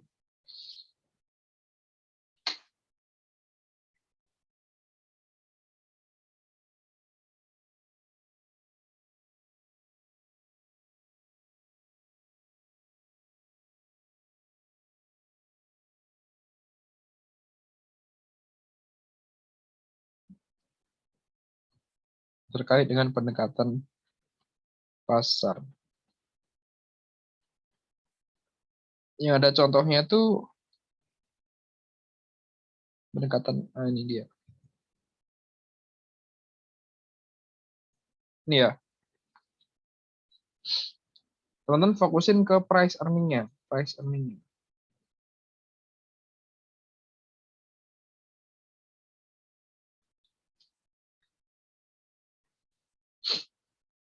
Di sini ada opsi nilai depresiasi tidak merupakan biaya yang signifikan. Kemudian ada nilai buku aset pembanding yang telah disesuaikan ke nilai pasar. Nilai depresiasi signifikan, punya lebih dari 1 kebijakan depresiasi, dan nilai pajak yang senantiasa berubah gitu ya. Nah, di sini kita lihat. Konsepnya di sini teman-teman. Kalau dia nggak punya depresiasi yang gede, ya. Kalau dia nggak punya depresiasi yang gede, otomatis price to sales aja udah cukup. Bener nggak? Price ke sales saja udah cukup kalau dia depresiasinya nggak gede, gitu kan. Kemudian kalau misalkan dia pajaknya gitu ya, dia pajaknya juga nggak ada pengaruh banyak lah ya, pajaknya udah biasa aja lah gitu ya. Kalau di sini kan nilai pajak yang berlaku senantiasa dinamis dan berubah. Kalau pajaknya itu tetap sama terus gitu ya, udah pakai ya gitu ya, taxesnya pakai ini aja, earning before tax, pakai price to EBT aja gitu kan, bener nggak? Tapi karena dia depresiasinya gede, ya, atau misalkan depresiasinya ini bermacam-macam, tiap tahun berpotensi beda, kemudian dia bayar interest juga, kebijakan pajaknya beda, kita pakai net income aja kalau gitu. Nah, net income ini, ya, ini kan price to earning. Ya. Nah, itu kan price to earning. Otomatis ya, kayak gitu ya. Kalau misal dia depresiasi nggak ngaruh, tax nggak ngaruh, interest nggak ngaruh, pakai price to sell saja udah cukup gitu kan. Tapi karena dia tiap tahun gitu ya kebijakan depresiasinya mungkin ya bisa aja berbeda ya, kemudian nilai asetnya gede ya, signifikan, perusahaan properti gitu kan, perusahaan properti kan depresiasinya gede banget, nah, itu pakai price to earning ratio aja. Berikutnya, oh ini ada A-nya, tampil, adalah suatu perusahaan yang akan dinilai dengan pendekatan pasar apabila data pembanding diambil dari IDX di antara opsi berikut mana yang bisa kita gunakan. Nah, kalau ini ya cari-cari ya, jawabannya yang A ya, karena mereka bertiga adalah tambang ya.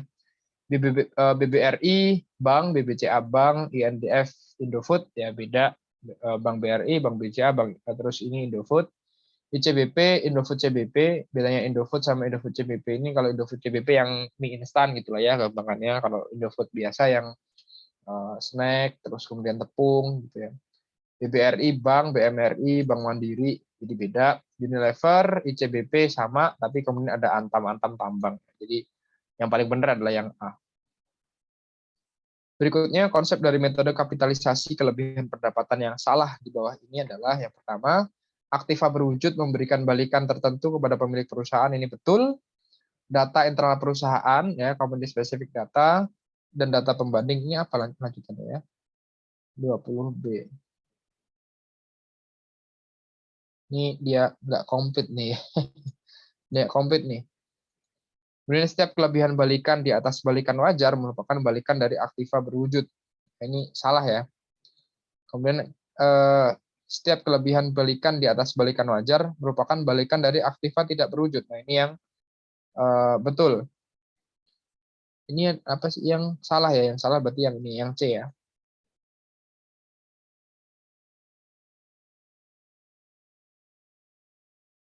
Ya, dia seharusnya adalah merupakan balikan dari aktiva tidak berwujud ya. Yang di atas balikan wajar itu aktiva tidak berwujud. 21 pernyataan yang kurang tepat ya terkait dengan Big Pot teori. Ini adalah yang C ya, nilai aktiva tak berwujud didapat dari kelebihan pendapatan dan merupakan satu kesatuan. Ini harusnya yang benar nih. Nilai aktiva tidak berwujud merupakan menjadi satu kesatuan, ini benar. Nilai aktiva tidak berwujud dapat dengan mengkapitalisasi kelebihan pendapatan, benar juga. Nilai aktiva tak berwujud didapat dengan mengkapitalisasi sisi pendapatan perusahaan dengan balikan normal dari aktiva berwujud. Oh ya, ini kelebihan salahnya di sini. Nilai aktiva tak berwujud didapat dari kelebihan pendapatan. Harusnya adalah kita kapitalisasi dulu kelebihan pendapatannya ya. Jadi yang B ini benar ya, mengkapitalisasi kelebihan pendapatan. Yang D juga benar karena mengkapitalisasi selisih pendapatan perusahaan dengan balikan normal aktiva berwujud ya. Intinya adalah ada mengkapitalisasinya ya. Jadi nilai aktiva berwujud itu adalah hasil dari kapitalisasi kelebihan pendapatannya. Bukan di ujuk-ujuk kelebihan pendapatan adalah nilai dari aktiva tidak berwujud ya. Ini yang salah.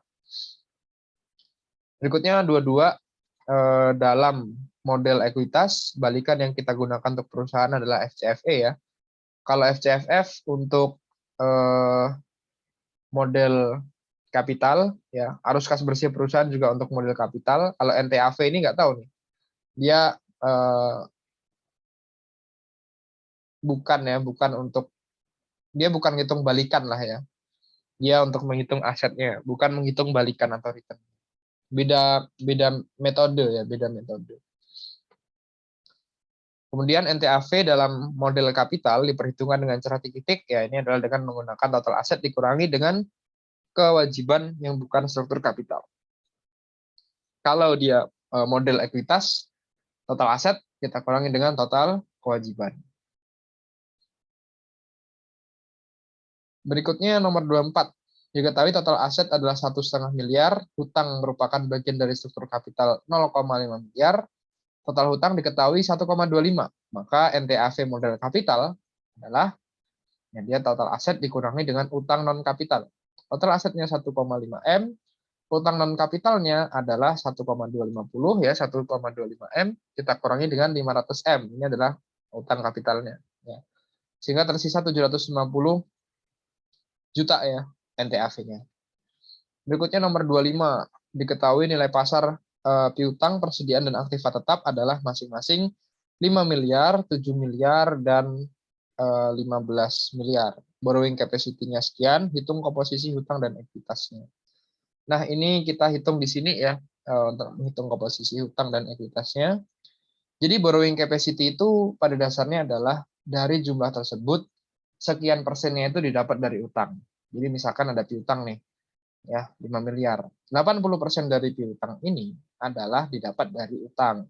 Ya, sehingga jumlah utang dalam piutang itu ada 4 miliar. Sehingga nilai ekuitasnya adalah 1 miliar. Persediaannya 7 miliar nih, borrowing capacity-nya adalah 70%.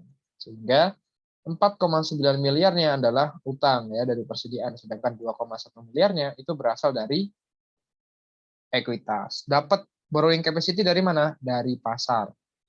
Ya, borrowing capacity kita dapat dari pasar. Kemudian udah nanti kita jumlahin aja, ya biasa kita bagi biasa untuk dapat persentasenya. Berikutnya nomor 26, dengan soal yang sama gitu ya, kita diminta untuk menghitung ya biaya ekuitas dan biaya hutang masing-masing sekian, maka hitunglah balikan aktiva berwujudnya, balikan wajarnya ya. Nah, untuk menghitung balikan wajar ini kita pakai rate ya. Rate-nya ini kita dapatkan seperti menghitung WACC. Bedanya ya WACC-nya ini kita tanpa kurangi pajak terlebih dahulu. Ya. Jadi kita hanya langsung aja di sini. Ya, dari sini ada persentasenya gitu kan. Persentasenya di sini kemudian kita kali dengan return-nya. Ya, kita kali dengan cost of capital, sorry. Kita kali dengan cost of capital, kita kali persentase untuk dapat untuk dapat return wajarnya. Ketika udah dapat return wajarnya, kita jumlahin aja, nanti kita dapat balikan wajarnya. Balikan wajarnya di sini 2,5 M ya, tapi di sini di soal nggak ada jawaban. Yang paling mendekati sih 2,2 M ya. Mungkin ya mendekati itulah ya. Berikutnya, ini soalnya sama kan ya. 57, 15, 80. Ini pun sebenarnya bukan 66,3 ya, tapi angkanya jelek lah. Jadi aku tulisnya 66,3. Angkanya jelek di sini.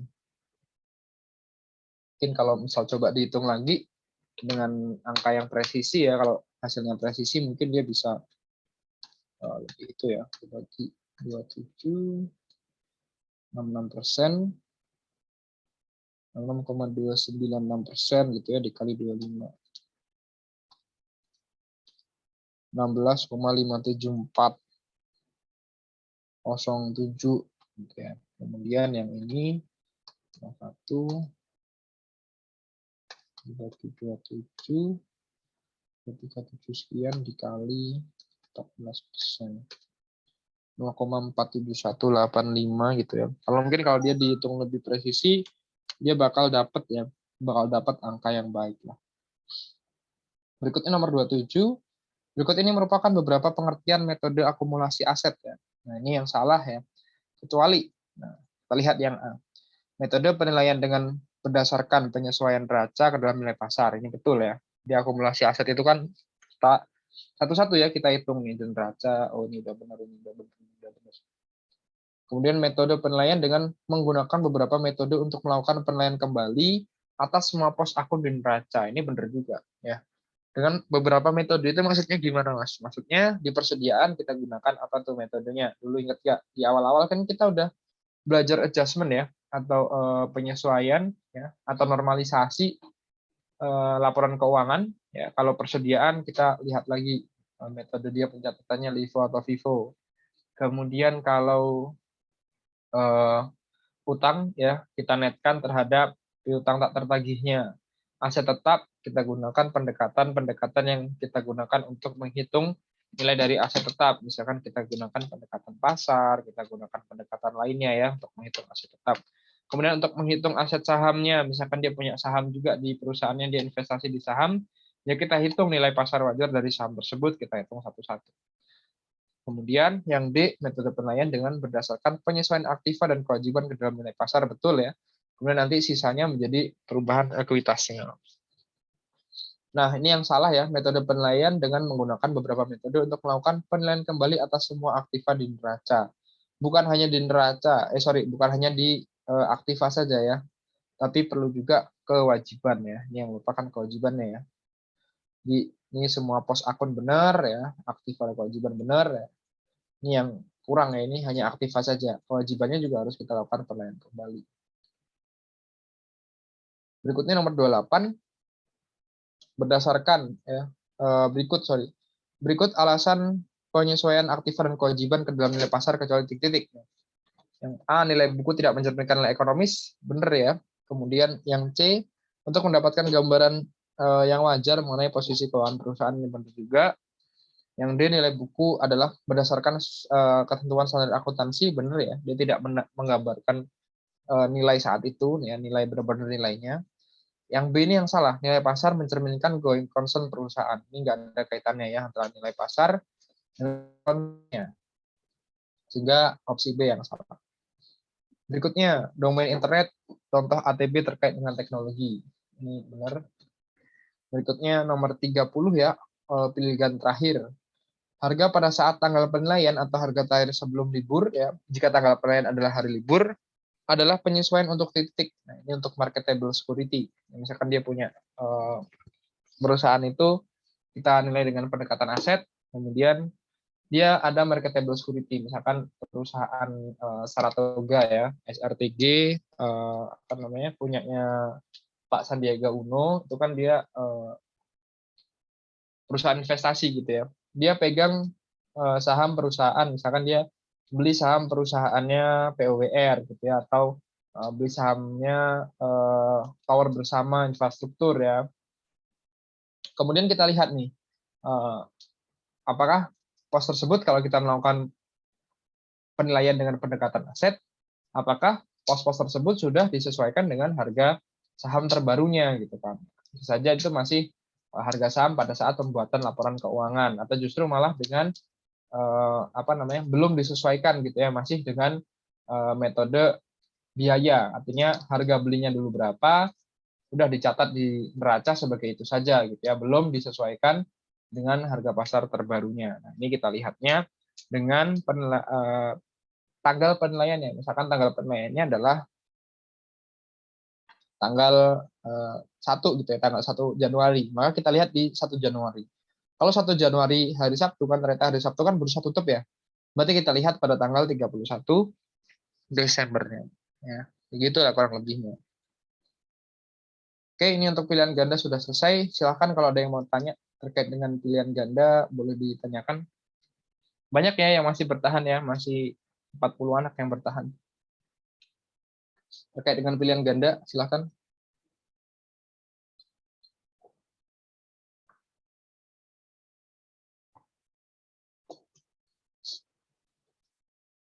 Masih kuat? Gas, kita lanjut. Boleh Kak, berapa soal lagi emang Kak?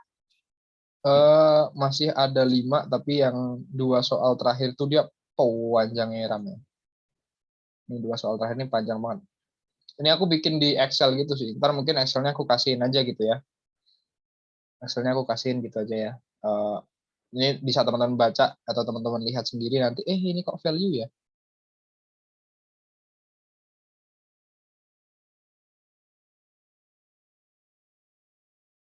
Lah, kenapa ini?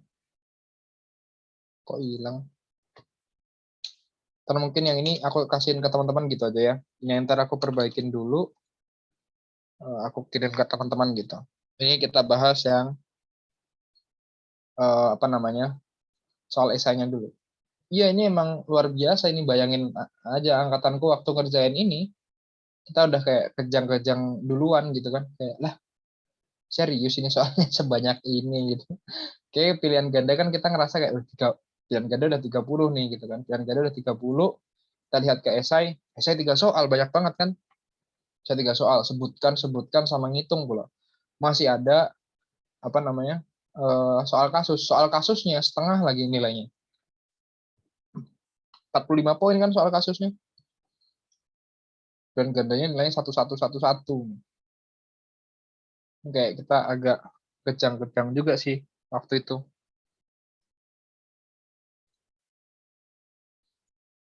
JU aku mana coba. Ini tulisannya udah nggak karu-karuan kita. Ini mungkin aku aja sih nggak karu-karuan sih. Nggak bodo amat lah, kita lama yang penting apa namanya, kelar gitu kan.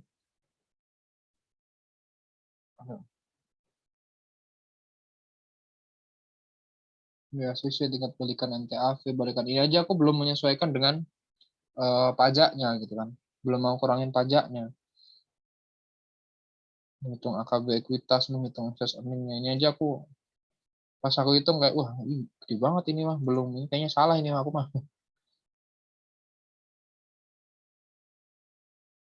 Pakai SEBU, pakai 2 device aja, 1 device buat ngerjain. Kalian boleh open book gak sih? Tetap boleh kan? Boleh, tapi apa? Tapi apa? Oh, nge-lag. Dipakai open book. Nggak boleh pakai Excel. Iya, sama. Aku dulu, aku boleh nggak ya? Nggak tahu. Aku kayaknya boleh-boleh aja, cuman kayaknya nggak ada yang pakai Excel juga sih. Boleh Excel, oh boleh Excel. nguras waktu banyak. Oh iya sih, nge-lag ya. Oke deh, nanti ini coba aku share ke teman-teman aja ya yang ininya ya. Nah ini kalau dijelasin ya gini nih, esainya oke lah, tapi yang ini, yang apa namanya, eh, studi kasusnya kan dia, kasusnya 1, 2, 3, 4, 5, 5 lembar sendiri sih. Oke, kita bahasin dulu ya. Soal esai. Nomor 1 ya, sebutkan dan jelaskan minimal 4 kriteria perusahaan pembanding pada pendekatan pasar ya dengan Get Line, Merge and Acquired Company Method ya, atau GMAC. Dengan kondisi perusahaan pembanding merupakan perusahaan terbuka. Terbuka itu artinya tercatat di bursa ya. Ada nggak sih? Aku penasaran deh. Menurut teman-teman ada nggak perusahaan yang dia TBK terbuka, tapi dia nggak tercatat di bursa? Kira-kira ada nggak?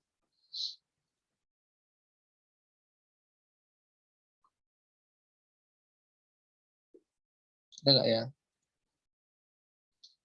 Ya, jawabannya adalah ada ya. Ada. Ada perusahaan-perusahaan terbuka. Dia biasanya kenapa kok nggak di bursa? Biasanya dia udah delisting ya. Dia perusahaan terbuka tapi udah delisting. Saya keuangannya kurang bagus ya. Dia fraud, nggak ngelaporin laporan keuangannya gitu ya. Atau misalkan dia kayak akhirnya go private ya. Go private tapi perusahaannya yang masih milik publik bisa diperjualbelikan di luar skema bursa. Itu bisa juga. Oke, sini ya. Ini untuk GMAC, teman-teman bisa lihat di pasal 63. Ya, pasal 63, dalam hal play bisnis menggunakan metode pembanding perusahaan merger dan akuisisi atau GMAC, maka ketentuannya sebagai berikut. Nah, 1, hanya dapat menghasilkan indikasi mayoritas, dan yang kedua, nah, perusahaan pembanding yang digunakan wajib memenuhi kriteria sebagai berikut ya. Ada 1, ini kan ya, dalam hal perusahaan pembanding digunakan adalah perusahaan tercatat di bursa. Di 2, perusahaan tertutup. Nah, yang kita gunakan adalah perusahaan pembanding yang tercatat di bursa ya.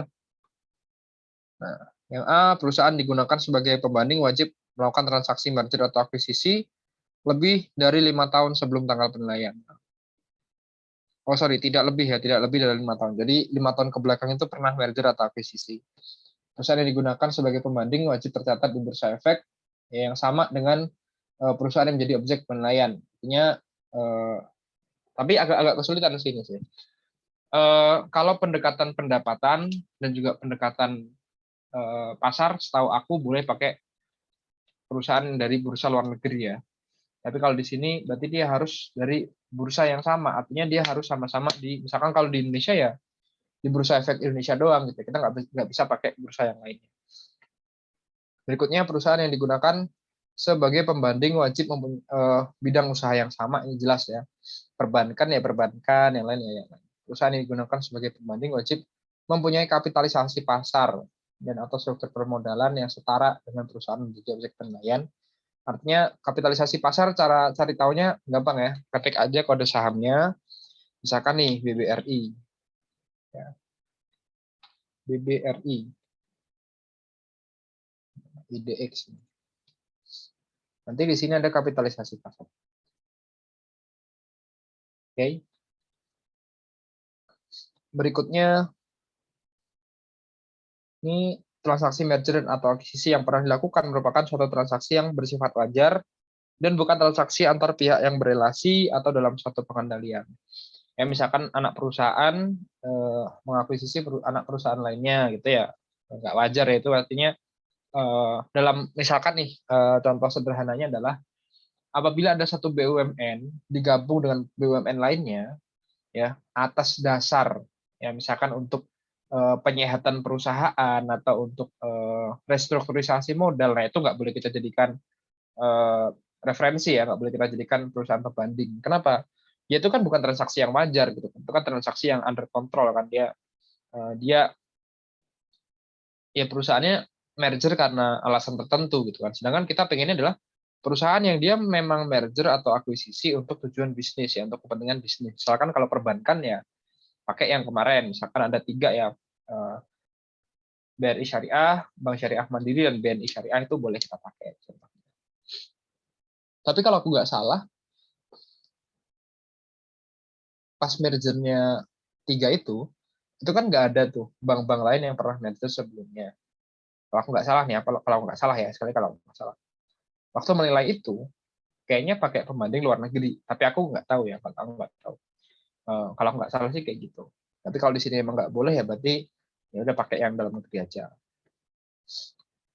Kemudian jumlah perusahaan paling sedikit 5. Ini ya, jumlah perusahaan pembanding yang digunakan paling sedikit 5, dan dalam hal jumlah perusahaan pembanding atau digunakan hanya berjumlah 3 atau 4, maka metode pembanding perusahaan merger akuisisi tidak boleh digunakan sebagai metode penilaian utama atau oleh bobot material dalam menghasilkan suatu kesimpulan nilai. Artinya kalau misalkan kita hanya dapat pembanding minimal kan 3 ya berarti ya. Minimal kan 3. Kalau kita cuma dapat 3, ya ketika kita melakukan rekonsiliasi nilai, ya itu berilah metode GMAC ini bobot yang lebih sedikit ya daripada metode yang lainnya. Ya, jadi kasihlah GMAC ini bobot yang lebih sedikit. Bobot yang lebih besar apa? Misalkan bobot yang lebih besar akumulasi aset bisa, atau DCF ya. Oke, DCF, kemudian DCF-nya kasih bobot yang lebih gede, ya, sedangkan GMAC-nya kasih bobot yang lebih kecil. Maka tentuannya seperti itu ya. Oke. Berikutnya nomor 2. Dalam pendekatan aset dengan guideline publicly traded company method, ini kayak ada yang salah nih ya. Ini pendekatannya harusnya pasar ya. Mulai bisnis wajib melaksanakan penyesuaian terhadap laporan keuangan perusahaan pembanding. Dalam upaya tersebut, jelaskan 3 area laporan keuangan yang harus dilakukan penyesuaian. Nah, ini dijawab dalam pasal 62 ya. Pasal 62 huruf G POJK 35, ada beberapa hal yang perlu kita lakukan penyesuaian. Ada 3 hal ya, ada 3 pos lah yang perlu kita lakukan penyesuaian. Pasal 62 huruf G. Mas kok dari tadi lihat POJK? Ya memang dasar kita di POJK gitu kan. Enak kan lihat POJK gitu kan. Kalau kita belajar sambil baca POJK, itu lebih enak gitu. Karena apa yang kita pelajari itu dirangkum di POJK. Dan POJK ini itu sebagai salah satu acuan saja ya. Ini induknya kemana POJK? Induknya di SPI. Ya, kalau teman-teman ada SPI, baca tuh SPI. Ini induknya ke SPI semua. SPI 330 ya. SPI 330 tentang penilaian usaha. Yang satu adalah penyesuaian pos 62. Ini pasal berapa nih? 60. 61 62 ya. Huruf D. Nah, ini. Penyesuaian pos non-recurring, extraordinary, dan window dressing beserta dampaknya terhadap perpajakan. Nah, ini kita lakukan penyesuaian dulu nih. Non-recurring kan berarti apa? Kejadian yang tidak terjadi berulang-ulang gitu. Misalkan kayak penjualan aset tetap gitu ya, atau misalkan ada dampak COVID dan sebagainya. Nah, itu kita sesuaikan dulu nih dan dampaknya terhadap perusahaan. Jadi perpajakan gitu ya. Artinya non-recurring yang kita sesuaikan, kita eliminasi, kita hapus. Nah, dampak dari non-recurring items ini misalkan nih, ada perusahaan terakhir tuh Smart Friend yang jual hampir 50 towernya gitu kan. Nah, 50 towernya itu hasil penjualannya kita hapus gitu ya. Dan juga dampaknya terhadap perpajakan. Otomatis apa? Pajaknya kan kita kurangin gitu kan. Dia hasil penjualannya kan menambah pendapatan, pajaknya semakin gede kan, karena penjualannya kita hapus ya pajaknya kita kurangin juga. Penyesuaian kebijakan akuntansi perusahaan pembanding dengan objek penilaian. Apabila ada, misalkan ada yang nyatetnya LIFO, ada yang nyatetnya FIFO. Nah, ini kita sesuaikan juga. Nanti dampaknya apa sih? Dampaknya adalah terhadap nilai persediaan. Mas, tapi kan kita nggak bisa ngerti juga secara detail kayak apa. Betul, kita nggak bisa ngerti secara detail. Tapi dengan kebijakan itu, paling tidak kita bisa tahu. Ketika kebijakannya FIFO, maka nilai persediaan apa yang akan dihasilkan. Ketika metodenya LIFO, maka nilai yang tercermin di persediaannya itu seperti apa. Apakah dia nilainya kecil, apakah nilainya gede, dan sebagainya. Kemudian penyesuaian atas pos non-operasi dan transaksi yang tidak wajar dengan pihak berelasi. Misalkan, tidak wajar tuh kayak kan ada tuh misalkan perusahaan ini beli perusahaan ini gitu kan. Perusahaan ini kok tiba-tiba beli sahamnya perusahaan ini gitu. Contohnya adalah PT BRI ya, Bank BRI waktu beberapa bulan yang lalu kalau nggak salah dia sempat mengakuisisi perbankan kecil gitu ya, perbankan kecil. Nah itu kita cek gitu ya, apakah dia transaksinya wajar gitu ya. Kalau dia memang wajar ya udah nggak usah kita sesuaikan. Tapi kalau memang dia tidak wajar, artinya misalkan di situ ada kerjasama direksinya adalah jebolan dari PT itu, yaitu kita hapus saja hal-hal yang memang dia tidak operasional biasa lah gitu ya. Dia memang bukan kegiatan operasional di luar dari tujuan bisnis ya. Ini artinya murni bisnis aja. Itu kita lakukan penyesuaian. Berikutnya nomor 3, ini terkait dengan menghitung WACC ya. Ini untuk menghitung WACC. Ini ada aset utang, ini aku salin ulang. Ini apa ya? Kenapa aku tulis di sini? Oh iya ini betul ya, ini aku salin ulang dari sini ya. Ini aku salin ulang untuk mencari ekuitasnya. Karena di sini kan nggak ada ekuitasnya ini. Ini aku salin ulang untuk mencari ekuitasnya. Kemudian kita lihat nih, utang berbunganya jumlahnya 200 juta. Dari mana? Dari utang berbunga. Utang lancar kenapa nggak kita masukin? Karena dia nggak ada disebutin utang lancar itu adalah utang berbunga. Maksudnya gimana, Mas? Maksudnya gini, di sini ada hutang jangka panjang jatuh tempo dalam waktu setahun. Ini masuk ke dalam hutang lancar. Tapi hutang lancar ini dia berbunga gitu kan. Itu merupakan bagian dari kapital lah intinya gitu kan. Nah, tapi di sini kan nggak ada nih, nggak ada keterangannya. Jadi hutang lancarnya ya udah aku anggap hutang lancar biasa aja. Jadi utangnya yang kita pakai hutang berbunga saja, namanya juga capital kan. Kemudian ada modal sendiri, dapat persentasenya, kemudian kita kali dengan cost of capital-nya. Nah, cost of capital kita dapat dari mana? Untuk hutang berbunga, ini kita hitung bunga pinjaman, ya bunga pinjaman diketahui 15% ya. Di sini bunga pinjaman 15%, dikali 1 min tax-nya, karena ada tax benefit-nya. Tax benefit-nya PPh badan sebesar 25%. Langsung dapat ya 1,25%. 11,25%. Berikutnya untuk cost of equity, ya di sini adalah mencari menggunakan CAPM. RF ditambah beta dikali di sini adalah market risk premium ya, RM dan RF. RF-nya adalah 6%, kemudian ditambah di sini diketahui beta unlevered, kita ubah dulu ke beta levered ya. Karena di sini semuanya levered-leverdan ya di sini ya. Atau untungnya WACC kan full ya, ada utang juga ya.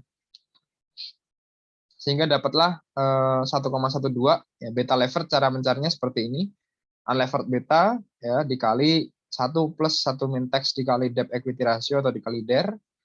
Kemudian dapatlah di sini 1,12 ya 1,12 dikali di sini ada market risk premiumnya 6%.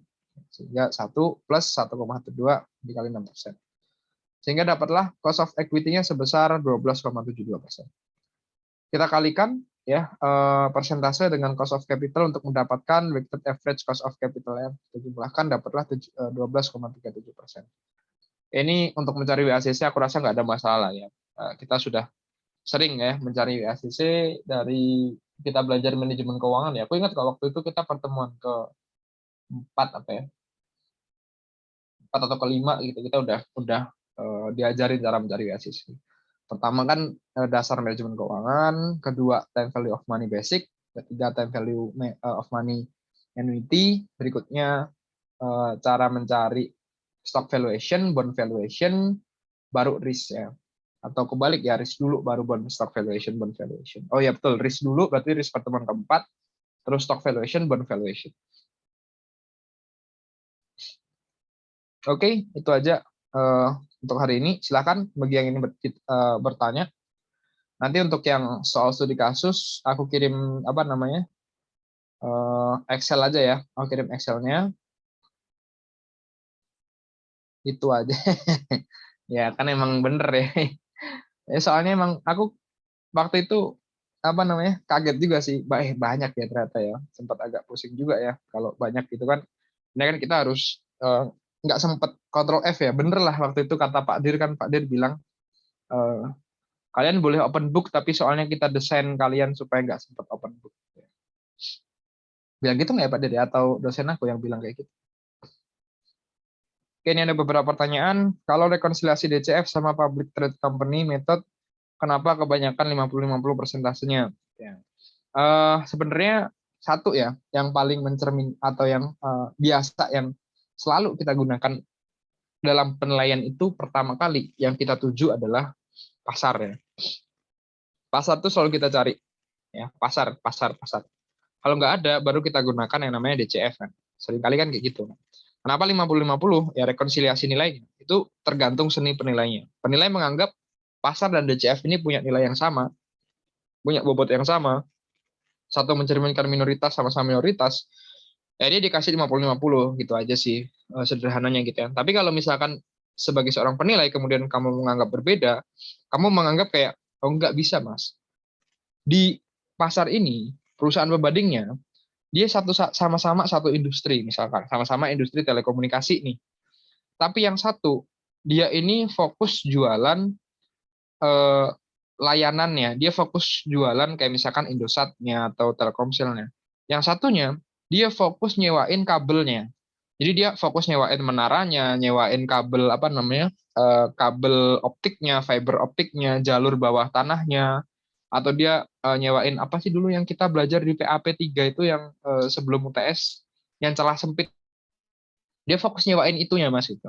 Sehingga ini mencerminkan nilai perusahaannya daripada menggunakan GPTCM gitu ya. Sehingga DCF aku kasih 70 atau aku kasih 60. Kasih 60, pasarnya aku kasih 40. Ya boleh-boleh aja gitu ya. Nah, itu kan balik kepada keyakinan penilai dan itu harus bisa dipertanggungjawabkan gitu artinya koridor ya betul nih koridor gitu ya.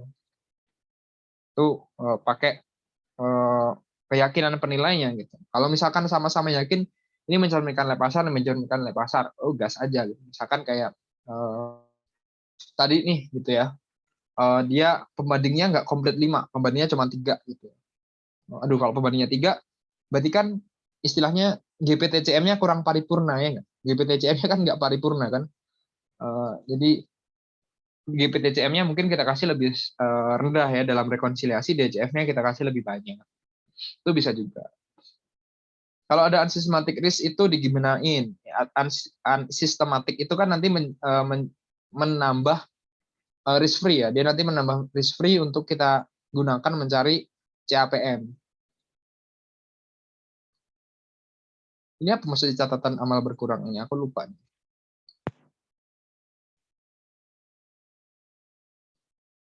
Oke, siap. Jadi terkait rekonsiliasi gitu ya. Yang penting kita bisa mempertanggungjawabkan aja sih. Atau kita bisa menjelaskan lah. Bisa menjelaskan kenapa kita ngeluarin angka itu gitu. Misalkan kayak kamu bikin proyeksi nih. Nah ini kan kalian baru kerjain tugas akhir ya. Tugas final kan. Tugas besar penilaian gitu. Misalkan kayak kalian bikin tugas besar penilaian. Mas aku bingungnya harus kayak apa gitu kan. Satu, buat nyari proyeksi. Tanya ke perusahaan itu. Perusahaan itu pasti ada laporan internal ya yang mana dia punya proyeksi-proyeksinya. Kalau ada udah pakai itu aja. Ya, misalkan nih ada perusahaan dia bikin gini perkiraan gitu ya, perkiraan dia proyeksinya dalam 1 tahun ke depan gitu, misalkan dia akan growth pengunjung 7%, misalkan perusahaan mall gitu ya. Kita ambil contoh Ciputra lah atau Pakuwon yang punya banyak mall, banyak hotel gitu ya. Pengunjung perkiraan di tahun 2022 gitu ya, dia akan meningkat 7% di kuartal 3 sama kuartal 4. Nah, di kuartal 1 Omnicorn gitu misalnya sampai Februari puncaknya, Maret selesai, di kuartal 2 dia masih pada recovery, kuartal 3, kuartal 4 baru naik-naiknya gitu ya. Pakai itu aja udah ya, pakai itu 7%. Kan pasti ada beberapa tahun ke depan dia asumsinya naiknya sekian persen. Nah, itu pakai yang dari perusahaan. Kalau nggak ada, pakai pasar ya. Lihat histori pasar. Histori pasar gimana? Histori pasar dia katakan dari histori pasar itu semuanya rata-rata itu per tahun naik 8%, naik 7%, ya udah pakai itu. Tapi kalau misalkan pasar juga susah nyarinya, misalkan kayak Pakuwon Mall, Ciputra Mall juga kalian menilai Pakuwon gitu ya, misalkan Ciputra Mall. Cuman yang perusahaan mall lainnya nggak ada, adanya perusahaan properti, misalkan kayak BSDE gitu kan, atau perusahaan properti developer properti lainnya. Nah, itu kan nggak sebanding ya, yang satu mall, yang satu jualan rumah, rumah jual, rumah jual, yang satu apartemen sewa, apartemen sewa, apartemen sewa. Kalau kayak gitu, pakai histori dia katakan dalam tahun-tahun tertentu dia naiknya 5%, 5%, 5%, 6%, 6%. Berarti sekarang kalian bisa pakai karena masih COVID misalkan 5% lagi 2022 selesai, 2023 masuk ke 7%, 7%, 7%. 2026 sampai 2030 pakai 7,5, 7,5, 7,5, nah kayak gitu. Kemudian untuk biaya katakan kalian proyeksi pakai inflasi misalkan. Mas ini aku pakai inflasi. Nah, inflasi di COVID ini kan dia ada agak kurang normal ya. Kita kan inflasinya rendah ya. Waktu tahun kemarin kalau nggak salah BI itu inflasinya kecil lah. Pakai inflasi yang normal-normal aja gitu kan. Karena kita atau katakan tahun ini inflasinya kecil, kita bikin 2%, 2,5%. Tahun depan udah naik 3%, 3%, 3%.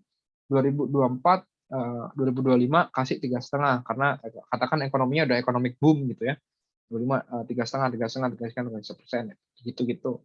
Apalagi itu misalkan. Ya udah kurang lebih kayak gitu ya dalam buat proyeksi. Yang penting kalian bisa tahu ini apa gitu ya, angka dari mana, kemudian kenapa pakai angka ini, kenapa angka ini disebut rasional gitu ya. Kenapa angka kan wajar kan misalkan kalian pakai pertumbuhan sebagai gantinya kalian masa nggak mau pakai inflasi. Aku maunya pakai tren pertumbuhan harga dari perusahaan sebelum-sebelumnya. Ya boleh-boleh aja gitu. Yang penting kalian ngerti, oh aku pakai angka ini karena argumennya seperti ini, alasannya seperti ini. Tapi kalau misalkan kalian aku pakai pertumbuhan harganya 8% karena aku anggap 8%-nya adalah pertumbuhan ekonomi. Nah kan jadi agak-agak kurang pas ya. Misalkan pertumbuhan ekonomi justru malah dapat kita kasih di sales gitu kan, kasih di pendapatan dia itu pertumbuhannya berdasarkan pertumbuhan ekonomi gitu misalkan.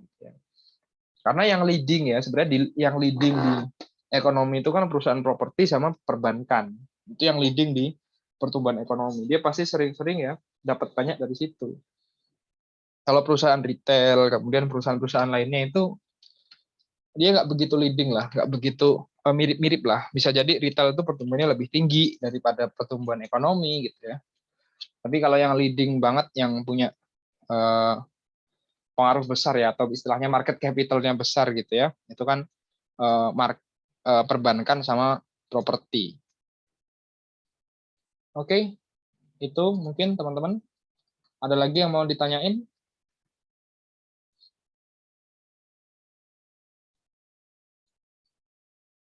Silahkan kalau ingin tanya. Makin nggak sabar mau wisuda. Asli, enak kuliah. Nganggur nggak enak nganggur. Enak kuliah. Nganggur bingung mau ngapain. Serius, enak-enak kuliah, santai aja. Aku nganggur juga. Ya udah gini-gini aja. Di rumah gitu kan. Nggak ngapa-ngapain.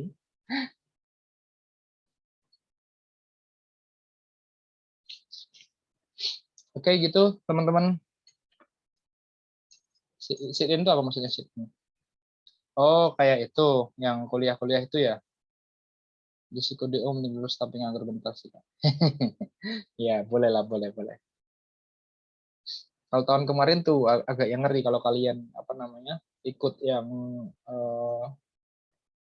Pemda Rock itu, ingat ya yang Pemda Rock itulah intinya. Itu Kalimantan apa mana itu ya, masuknya baru April ya, masuk baru April. Selesai UAS Agustus, masuk baru April, nunggu setahun ya, pusing juga sebenarnya.